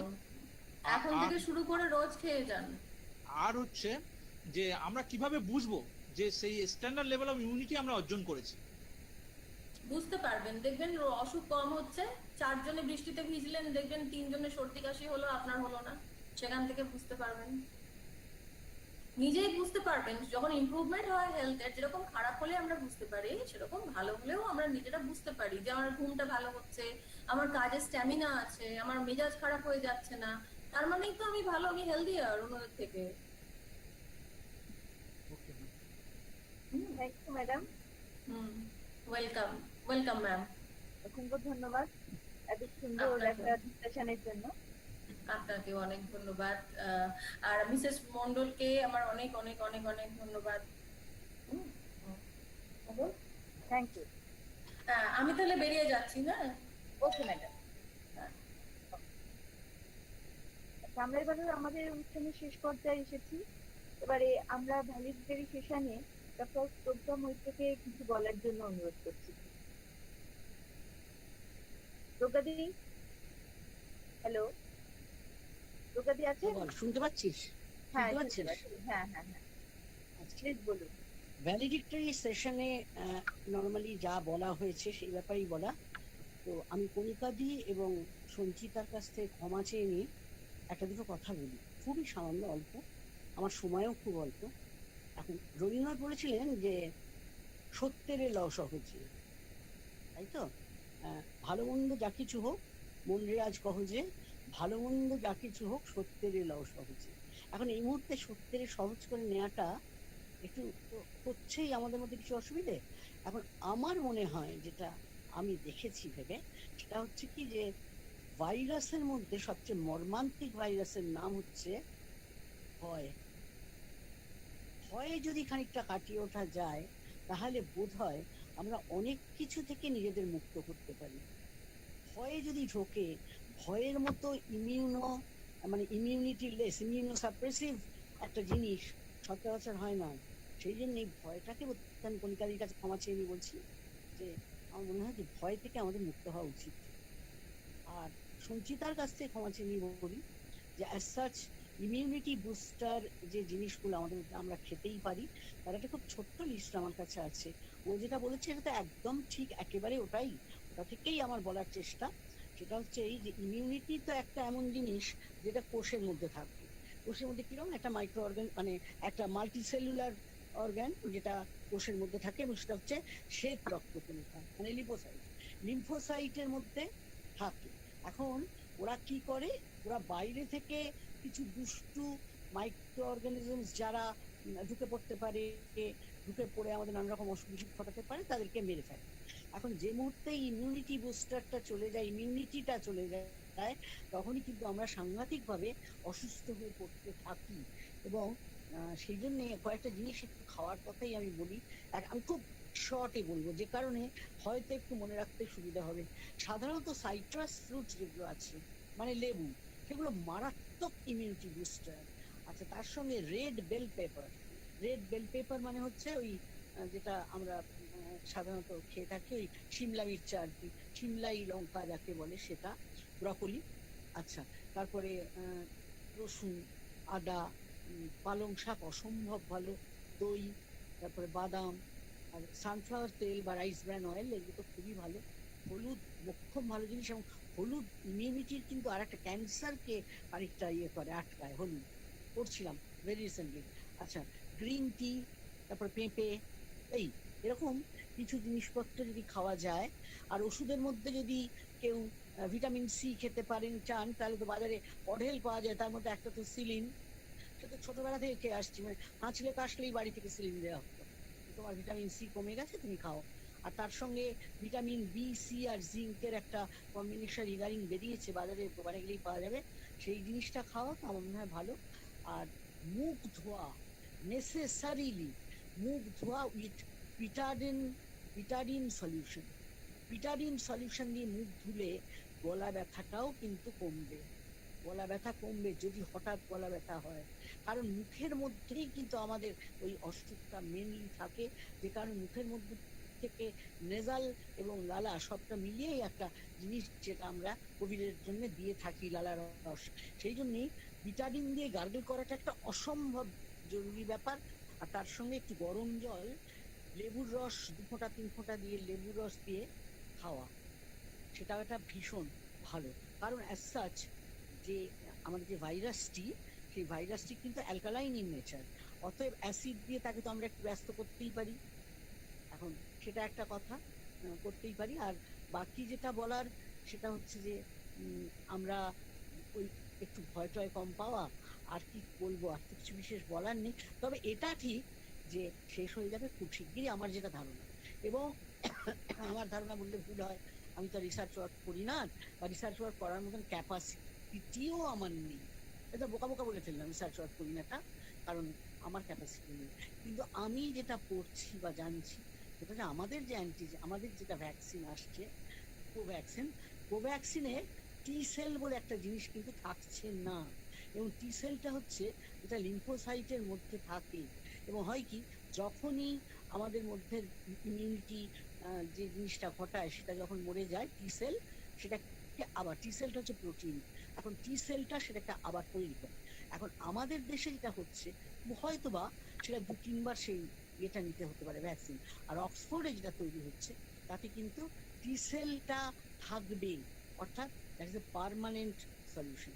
তো একদিন না একদিন আমাদের আসতে চলেছে ভ্যাকসিন, এবং ভ্যাকসিন আসার ব্যাপারে কোনো তাড়াহুড়ো বোধহয় করা ঠিক নয়, কারণ ঠিক করে দেখে ঠিক করে বুঝে তবেই তো, কারণ নইলে ভ্যাকসিন নিতে গিয়ে যদি উল্টো উৎপত্তি হয় তখন তারা খুব কেলেঙ্কারি এবং একটা মানুষের জীবন চলে যাওয়াটা তো সুন্দর কথা নয়, যদিও এখন অনেক অনেক লোক চলে যাচ্ছেন, কিন্তু তাদের প্রতি শ্রদ্ধা নিয়ে বলি যে সেটা তো ঠিক নয়। সেই জন্যে ভ্যাকসিন একটু ভালো করে দেখে শুনে ট্রায়াল দিয়ে আসুক, এটুকু সারদা মণ্ডল এবং পল্লবী বাগচি, গার্গী চক্রবর্তী এবং আরো যারা আছে, ওটার কি নাম ওর নাম, আরো যারা আছেন, মানে অগ্নিশা, তারপরে আমি নামগুলো ঠিক জানি না, আমার তো বয়সটাও অনেক, অতএব আমার তো ডিমেনশিয়া হচ্ছেই, অতএব ডিমেনশিয়া সব মধুসূদন, এদের প্রত্যেককে আমি অত্যন্ত ধন্যবাদ জানাচ্ছি এই কারণে যে তারা আমাকে এই সুযোগটা দিয়েছে, এবং আমার খুব ভালো লেগেছে আজকে এই সিম্পোজিয়ামটি, খুব ভালো লেগেছে, এই ওয়েবিনারটি অসাধারণ হয়েছে। কণিকা দিকে তো বলবোই, কারণ কণিকা দিদি এক কথায় রাজি হয়ে যাবেন এটা ভাবিনি, আর ওর পরিবারটি তো মারাত্মক, ওর পরিবারে একজন বিশাল চেস্ট স্পেশালিস্ট আছেন, তিনি হচ্ছেন কণিকাদির স্বামী ডক্টর পরিতোষ মিত্র, তিনি একজন বড় চেস্ট স্পেশালিস্ট। সো সবটা মিলেই আজকের এটা একটা বেশ ভালো ওয়েবিনার হলো। আমি ফুটবল বিভাগকে আন্তরিক ধন্যবাদ জানিয়ে আমার বক্তব্য শেষ করলাম। ধন্যবাদ শ্রদ্ধাজি। এবারে আমাদের অডিয়েন্স, হ্যাঁ, অডিয়েন্স পারসেপশনের তার আগে আমি একটু সেমিনার কমিটির কনভেনার ডক্টর মুখোপাধ্যায়কে কিছু বলার জন্য অনুরোধ করব। শুভ সন্ধ্যা, সবাইকে আন্তরিক ধন্যবাদ, বড়দের প্রণাম জানাই। প্রজ্ঞাদীপ বলার পর সত্যি কথা বলতে কি ভ্যালিডিক্টরি সেশনে প্রজ্ঞাদীপ বক্তব্যের পর আর মানে যে মূল্যবান বক্তব্য উনি রাখলেন, তারপরে আর কারোর বলা সত্যি কোনো মানে হয় না। এত সুন্দরভাবে গোটা সেমিনারটাকে উনি ব্যাখ্যা করলেন, শুধুমাত্র প্রজ্ঞাদীপ মতন জ্ঞানী মানুষই এটা পারেন। তো ধন্যবাদ প্রজ্ঞাদিকে আমাদের সেমিনার কমিটির তরফ থেকে। আর যেটা বলবো যে দুটো অর্ধেই যে বক্তব্য হলো, কণিকাদি যা বললেন এবং আমাদের সঞ্চিতা যেটা বললেন, দুটো অর্ধেই খুব গুরুত্বপূর্ণ আলোচনা হলো, এবং এটা খুব প্রাসঙ্গিক আমাদের এই বর্তমান অবস্থার পরিপ্রেক্ষিতে। এবং আমার ব্যক্তিগতভাবে খুব ভালো লাগলো প্রথম পোর্শনটা, যেহেতু আমার বাড়িতে একটি বাচ্চা মেয়ে রয়েছে, কি করা উচিত কি করা উচিত নয় এগুলো নিয়ে বিস্তর আলোচনা হলো, এবং তাকে কতটা সময় দেওয়া উচিত, কেন দেওয়া উচিত, সেগুলো নিয়ে বিস্তর আলোচনা হলো। খুব ভালো লাগলো। এবং পরবর্তী পার্টটা আমি ফরচুনেট যে আমি একা শুনেছি, আমার বাড়ির আমার অর্ধাঙ্গিনী এই বক্তব্যগুলো শোনেননি, তাহলে হয়তো আমাকে অনেক কিছু ইনস্ট্রাক্ট করতেন। যাই হোক, অত্যন্ত প্রয়োজনীয় আলোচনা, অত্যন্ত জ্ঞানগম্ভীর আলোচনা, আমি খুব এনজয় করেছি, এটুকুই বলবো। জিওগ্রাফি ডিপার্টমেন্টকে ধন্যবাদ জানিয়ে আমি আমার বক্তব্য শেষ করছি। নমস্কার। আমরা আমাদের এই আলোচনাটা কেবলমাত্র কলেজের মধ্যেই সীমাবদ্ধ রাখিনি, আমরা স্কুলকেও এর মধ্যে জড়িয়ে নিয়েছি। হাওড়া জেলার স্কুলগুলি এখানে পার্টিসিপেট করেছে, বা অন্যান্য জেলারও করেছে হয়তো। দুজন স্কুলের টিচার এখানে আমাদের ডাইরেক্ট গুগল মিটে আছেন, বাকিরা তাদের স্টুডেন্টদের নিয়ে ইউটিউবে আছেন।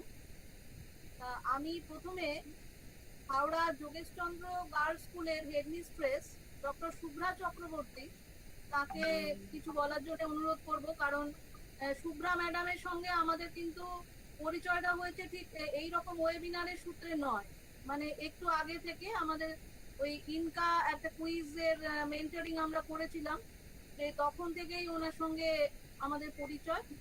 শুভ্রা ম্যাডাম আপনি আছেন তো, শুনতে পাচ্ছেন তো? আছি আছি। আপনার যদি কিছু মতামত দেন যে স্কুলের ছেলে মেয়েদের কাছে এই ধরনের ওয়েবিনার করা ভালো কিনা বা ওদের কাজে লাগবে কিনা। নিশ্চয়ই, আমার তো ভীষণ ভালো লেগেছে। আমি আপনাকে বিশেষভাবে ধন্যবাদ দেব এবং আপনার কলেজের জিওগ্রাফি ডিপার্টমেন্ট যারা এই ওয়েবিনারের আয়োজন করেছে তাদের, আমাদের মানে আমার অনেক স্টুডেন্টও কিন্তু আজকে এই অনুষ্ঠানে অংশ নিচ্ছে। তাদের আমি, আপনি যে লিঙ্কটা পাঠিয়েছিলেন তাদের জানিয়ে দিয়েছিলাম এবং তারা ওটাতে অংশ নেবে বলেছে, বিশেষ করে হায়ার সেকেন্ডারি যারা দিয়েছে এবং মাধ্যমিক যারা দিয়েছে। এবং আজকের যে আলোচনা হলো, বিশেষ করে প্রথম পর্যায়ে ডক্টর কণিকা মিত্র আমাদের যে স্ট্রেস ম্যানেজমেন্ট সম্পর্কে যেটা বললেন, এটা তো আমি প্রত্যেকটা কথা নোট করেছি। দুটো মানে সেশনেরই এত সুন্দর আলোচনা হয়েছে, আমি প্রত্যেকটা কথা নোট করেছি। এবং আমাদের স্টুডেন্টদের যখন আমরা মিট করবো, যেমন আমরা হোয়াটসঅ্যাপে ক্লাস করি যখন, প্রতিদিনই আমরা কিন্তু তাদের যাতে স্ট্রেস না হয়, পড়াশোনার পরে 5 মিনিট অন্তত সময় দিই যে কোনো স্ট্রেস যেন না হয়।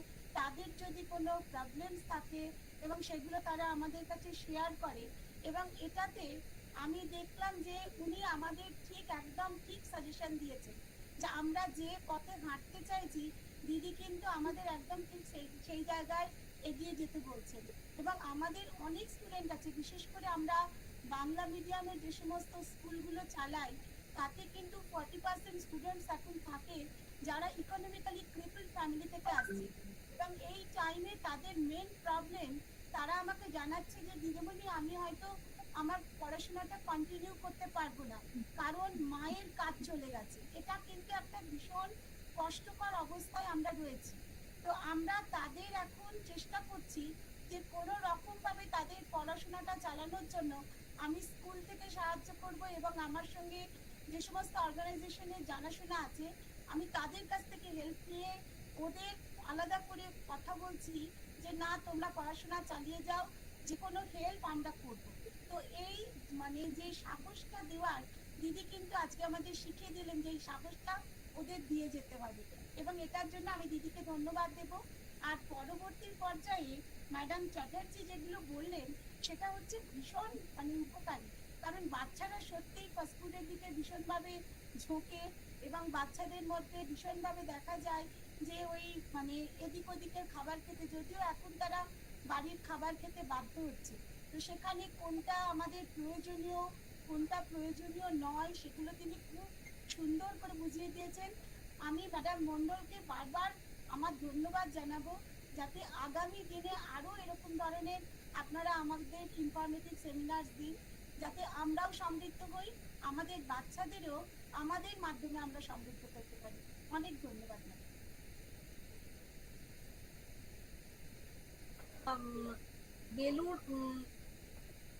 বেলুর মঠ লাল বাবা বিদ্যালয় থেকে অ্যাসিস্ট্যান্ট টিচার সায়ক দত্ত চৌধুরী, তিনি কি আছেন?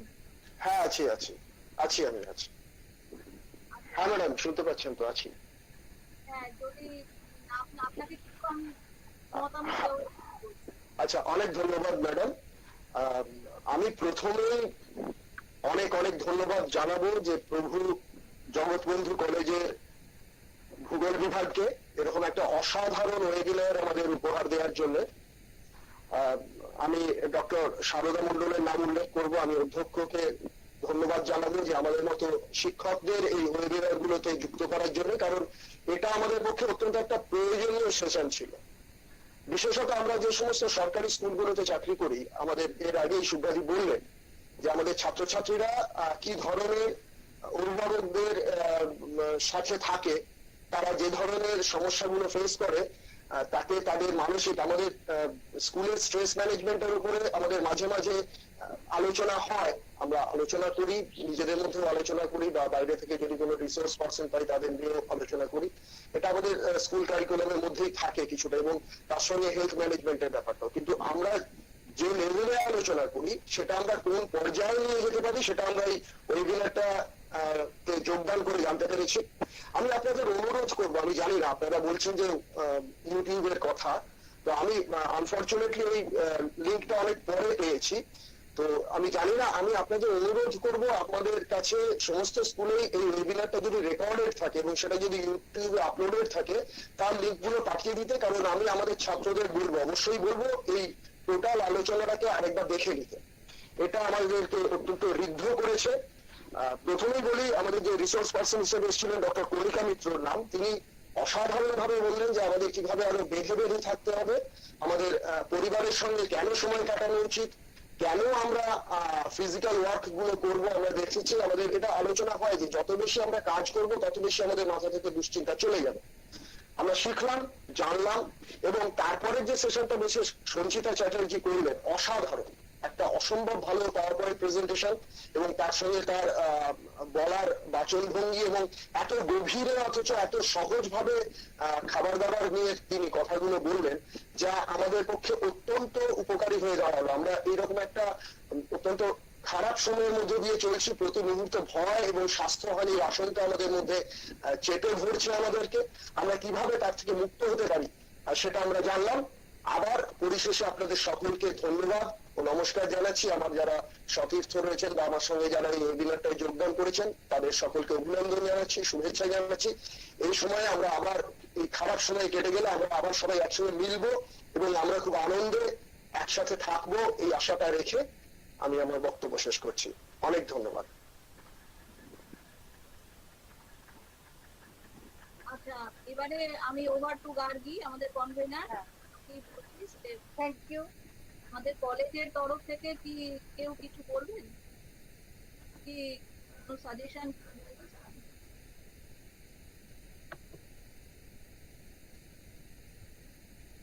হ্যালো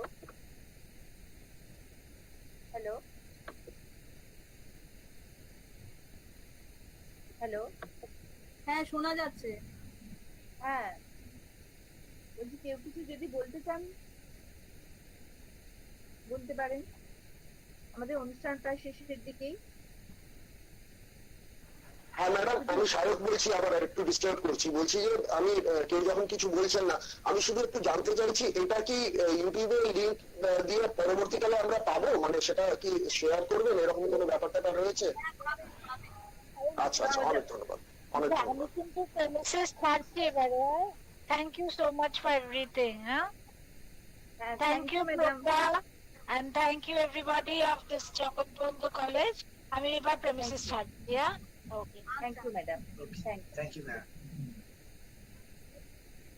আচ্ছা, অনুষ্ঠানে আমরা এখন শেষ পর্যায়ে। এখন আমাদের এই অনুষ্ঠানের শেষে ভোট অফ থ্যাঙ্কস দেওয়ার জন্য আমাদের সারদাদিকে আমি অনুরোধ করছি কিছু বলার জন্য।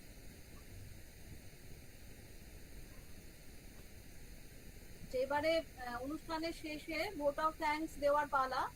আসলে কোভিড-19 এই প্যান্ডেমিকের জন্য দীর্ঘ 4 মাস তো আমরা বাড়িতে বন্দী হয়ে রয়েছি, আর এই বাড়িতে বসে অতিমারির দুর্ভাবনার মধ্যে যাতে আরো একটু ভালো থাকা যায় সেজন্যই আমরা এই আলোচনা সভাটার আয়োজন করতে চেয়েছিলাম। আমাদের মধ্যে আলোচনা সভাটা আমরা এই প্রথম এইভাবে ওয়েবিনার করলাম এবং ঠিকঠাক সবকিছু হবে কিনা এই জন্য আমাদের মধ্যে একটা ভীষণ টেনশনও কাজ করছিল। যাই হোক, এবারে মোটামুটি আমরা শেষ পর্যায়ে এসে পৌঁছেছি। এবারে আমারই আগে পড়েছে ধন্যবাদ জ্ঞাপনের পালাটা। আর প্রথমেই আমি ধন্যবাদ জানাবো যে আমাদের কলেজের অধ্যক্ষ মাননীয় ডক্টর সুব্রত কুমার রায়কে, যিনি আমাদের সবসময় এই ধরনের ওয়েবিনার ইত্যাদি আয়োজন করবার জন্য উৎসাহ দিয়ে থাকেন। আর অবশ্যই আমাদের সবার প্রিয় এবং আমাদের প্রায় মাতৃ সমাজ ডক্টর প্রজ্ঞা মৈত্র বা প্রজ্ঞা চ্যাটার্জি, তার জন্য কলেজের বাইরে বহির্জগতে তিনি প্রজ্ঞা চ্যাটার্জি, কলেজে তিনি প্রজ্ঞা মৈত্র। যাই হোক, তিনি তার মানে সহযোগিতা ছাড়া আমরা এই ওয়েবিনার এইভাবে আয়োজন করতে পারতাম না, এটা আমাদের পক্ষে সম্ভব হতো না, এবং তিনি সবসময় আমাদের সহযোগিতা করেছেন, সাপোর্ট দিয়েছেন। আর অবশ্যই আমাদের কলেজের সকল টিচিং এবং নন টিচিং স্টাফ, তাদের প্রত্যেককে আমি ধন্যবাদ, নিজের মন থেকে আন্তরিক ধন্যবাদ জানাচ্ছি, কারণ তাদের সাপোর্ট ছাড়া, মেন্টাল সাপোর্ট ছাড়া এইভাবে এগোনো সম্ভব নয়। এবং তার সঙ্গে অ্যালামনি, স্টুডেন্টস এবং আরো যারা কলেজের শুধু যে আমরা স্টাফ তা তো না, আরো অনেক শুভানুধ্যায়ী চারপাশে ছড়িয়ে আছেন, সকলকে আমরা ধন্যবাদ জানাতে চাই। দুজন অসাধারণ মানুষকে যে আজকে আমরা আমাদের মধ্যে পেলাম। প্রথমজন ম্যাডাম ডক্টর কণিকা মিত্র। আজ অতিমারিতে আমরা তো জানি যে চিকিৎসকেরাই হচ্ছেন ফ্রন্টলাইন ওয়ারিয়ার, এবং তারা জীবনের পরোয়া না করে এই দুর্যোগময় পরিস্থিতিতে তারা লড়াই করছে। কাজেই এই ভীষণ ব্যস্ত সময়ে ম্যাডাম যে আমাদের এতটা সময় দিলেন, সেই জন্য আমরা ভাবতে পারিনি এটা। আমরা ভেবেছিলাম যে উনি বোধহয় ওনার বক্তব্যটা বলার পরে হয়তো উনি সময় দিতে পারবেন না, কিন্তু আমাদের সত্যিই আশ্চর্য হয়ে গেছি যে উনি এতক্ষণ ধরে ধৈর্য ধরে আমাদের সঙ্গে রইলেন, সেই জন্য আমরা অশেষ কৃতজ্ঞ। এবারে দ্বিতীয় বক্তা ম্যাডাম সঞ্চিতা চ্যাটার্জির কথা বলতে হয়। ব্যক্তিগতভাবে তাকে আমি চিনি, এবং চিনি যে তিনি একজন অসম্ভব এনার্জেটিক এবং পজিটিভ ভাবনায় ভরপুর মানুষ। তাকে আমি ফোন করার সঙ্গে সঙ্গে তিনি এক কথায় রাজি হয়ে গেছেন, কাজেই তার কাছেও আমরা কৃতজ্ঞ। এবারে আমাদের সেমিনার কমিটির কনভেনার ডক্টর কিশোর মুখোপাধ্যায়ের কাছে আমরা ভীষণভাবে ঋণী, কারণ টেকনিক্যাল পরামর্শ তো তিনি সবসময় আমাদের দিয়েইছেন, এবং এই ওয়েবিনার করার আগে মানে দুদিনের মধ্যে তিনি আমাদের ডিপার্টমেন্টের একটা এক্সক্লুসিভ ইউটিউব চ্যানেল তৈরি করে দিয়েছেন, এবং সেটা লাইভ স্ট্রিমিং এর জন্য তার যে একটা পারমিশন লাগে সেইটার বন্দোবস্ত করে দিয়েছেন, এবং সমস্তটা উনি ইউটিউব স্ট্রিমিং এর লাইভ স্ট্রিমিং এর বন্দোবস্ত করেছেন। এবং যে স্কুল থেকে যে সায়কবাবু যে বললেন যে সব রেকর্ডিংটা তারা চান ইউটিউব চ্যানেলে, সেটাও হয়তো সম্ভব হবে, তার জন্য কিন্তু সমস্ত ধন্যবাদ প্রাপ্য হচ্ছে আমাদের সেমিনার কমিটির কনভেনার ডক্টর কিশোর মুখোপাধ্যায়। আর তাছাড়া আমাদের কলেজে আর একজন রয়েছেন, তিনি আমাদের লাইব্রেরিয়ান কল্যাণ সুন্দর সামন্ত। তার কাছেও আমরা অশেষভাবে ঋণী, কারণ এই যে গুগল ফর্ম তৈরি, এই সার্টিফিকেট তৈরি, কোনটা ভালো হবে সার্টিফাই দিয়ে নাকি অটোক্র্যাট দিয়ে, এই এভরিথিং মানে রাত 2টো পর্যন্ত উনি আমাকে পাঠাচ্ছেন, দেখুন এই লেআউটটা ঠিক আছে, আমি আবার উত্তর দিচ্ছি। মানে সত্যি আমাদের ভূগোল বিভাগের জন্য আমাদের লাইব্রেরিয়ান যেভাবে কাজ করেছেন, তার জন্যও আমরা অশেষভাবে তার কাছেও আমরা ঋণী এবং কৃতজ্ঞ। আর তিনি তো আমাদের মানে ভ্রাতৃপ্রতিম জুনিয়র। আচ্ছা, এবারে আমরা আসি আমার ডিপার্টমেন্টের বা ভূগোল বিভাগের দিকে। ভূগোল বিভাগে প্রথমেই আমি বলবো যে আমাদের বড় দিদি এবং রবীন্দ্রসঙ্গীতের সুগায়িকা অ্যাসোসিয়েট প্রফেসর ডক্টর বল্লরী বাগচির কথা, যিনি সবসময় তার স্কিল দিয়ে পরামর্শ দিয়ে আমাদের আগলে রেখেছেন। আর তারপরেই আছেন আমার ভ্রাতৃপ্রতিম অ্যাসিস্ট্যান্ট প্রফেসর মধুসূদন প্রামাণিক, এবং তিনি নীরবে এই ওয়েবিনারের র্যাপোর্টিয়ার হিসেবে তার দায়িত্ব কিন্তু পালন করছেন। এবং অবশ্যই ডক্টর গার্গী চক্রবর্তী, যিনি আজ এই ওয়েবিনারের কনভেনারের গুরু দায়িত্ব পালন করেছেন। পেশার বাইরেও তিনি একজন অসাধারণ আবৃত্তিকার, তারও অনুষ্ঠান হয়। আবার আর অবশ্যই মানে উল্লেখ করতে হবে যে ভূগোল বিভাগের আমাদের 4 জন ইয়ং কমরেডস আছেন, ডক্টর আনন্দিতা ডন, ডক্টর অগ্নিশা চক্রবর্তী, সৌরভ হালদার এবং সন্তু ঘোড়াই। সন্তু তো এই ওয়েবিনারের অর্গানাইজিং সেক্রেটারি হিসেবে গুরুদায়িত্ব পালন করছেন, এবং ব্রোশিওর ডিজাইন, ডকুমেন্টেশন সমস্ত কিছু সৌরভ সামলেছেন। আর অগ্নিশা এবং আনন্দিতা তারা আড়ালে থেকে এই চ্যাট বক্স, ইউটিউব এবং গুগল জিমিটের যে আলোচনা চক্র চলছে, এই দুদিকে তারা নজর রাখছেন যে কি কি কোয়েশ্চেন আসছে, এবং তারা কিন্তু এই মানে কি বলবো সেই ইন্দ্রজিতের মতো মেঘের আড়ালে থেকে তারা এই পুরো ইন্টারঅ্যাক্টিভ সেশনটাকে সফলভাবে পরিচালনা করলেন। আর একটা কথা না বললেই নয়, সেটা হচ্ছে যে যারা আমাদের সমস্ত কিছু এগিয়ে চলার অনুপ্রেরণা, মানে যা কিছু আমরা করছি, যাদের ছাড়া সেটা সম্ভব হতো না, তারা হচ্ছে অবশ্যই আপনারা বুঝতে পারছেন যে তারা হচ্ছে আমাদের ছাত্রছাত্রীরা। তাদের সবচেয়ে বড় ধন্যবাদটা হচ্ছে আমাদের এই ছাত্রছাত্রীদের প্রাপ্য। আচ্ছা, এবারে আমি একটা কথা বলে দিই, সেটা হচ্ছে যে ধন্যবাদ জ্ঞাপনের পরে আমরা আমাদের কলেজ অ্যানথেমটা সেটা বাজাবো। তার কারণ হচ্ছে যে যদি অনলাইনে সবাই মিলে গাওয়া হতো, ফ্রিকোয়েন্সি ম্যাচ করবে না, তখন শুনতে একটু দৃশ্য লাগবে। সেই কারণে আমাদের বাধ্য হয়ে, নইলে অন্যান্য কলেজের অনুষ্ঠানে গাওয়া হয়, বাধ্য হয়ে আজকে আমরা আমাদের কলেজ অ্যানথেমটাকে বাজাবো। আর ওই বাজানো যখন হবে তখনই ওই চ্যাট বক্সে আপনারা ওই একটু অপেক্ষা করবেন। চ্যাট বক্সে আমরা ফিডব্যাক ফর্মের লিঙ্কটা দেব, আর ইউটিউব চ্যাট বক্সেও দিয়ে দেব, টেলিগ্রাম লিঙ্কে দেব। ওই ফিডব্যাক ফর্মটা আপনারা একটু মন দিয়ে সতর্ক হয়ে ফিল আপ করবেন, তাহলে আপনাদের ইমেলে এই পার্টিসিপেশন সার্টিফিকেটটা চলে যাবে। ধন্যবাদ সকলকে। এই বলে আমি আমার বক্তব্য শেষ করছি।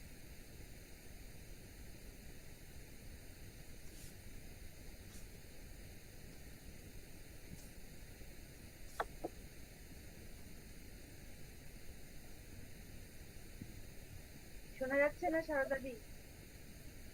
হ্যালো, আমার বক্তব্য যায়নি। বল্লরী দ্বীপটা শোনা যাচ্ছে না, বল্লরী দ্বীপটা শোনা যাচ্ছে না? হ্যালো, শোনা যাচ্ছে না? হ্যালো হ্যালো, শুনছো? তোমার গান শোনা যাচ্ছে না। এই শোনা যাচ্ছে না কিচ্ছু, শোনা যাচ্ছে না। এগেন করছি, আমি এগেন করছি।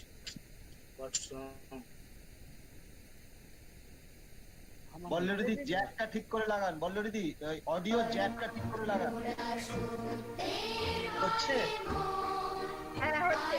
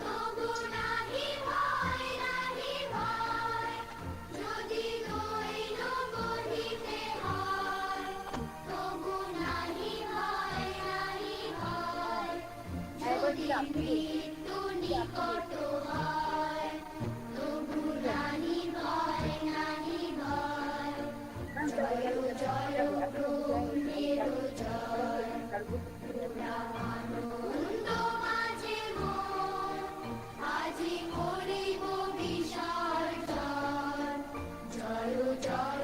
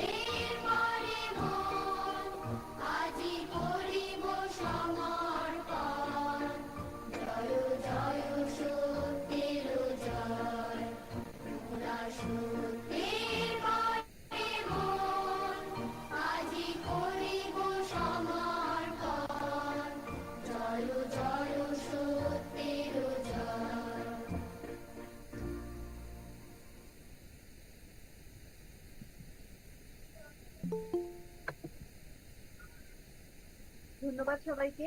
তো বল্লরের দিকে কিছু বলার জন্য আমি একটু অনুরোধ করছি। হ্যালো, বল্লরিদি আছেন? বল্লরিদি,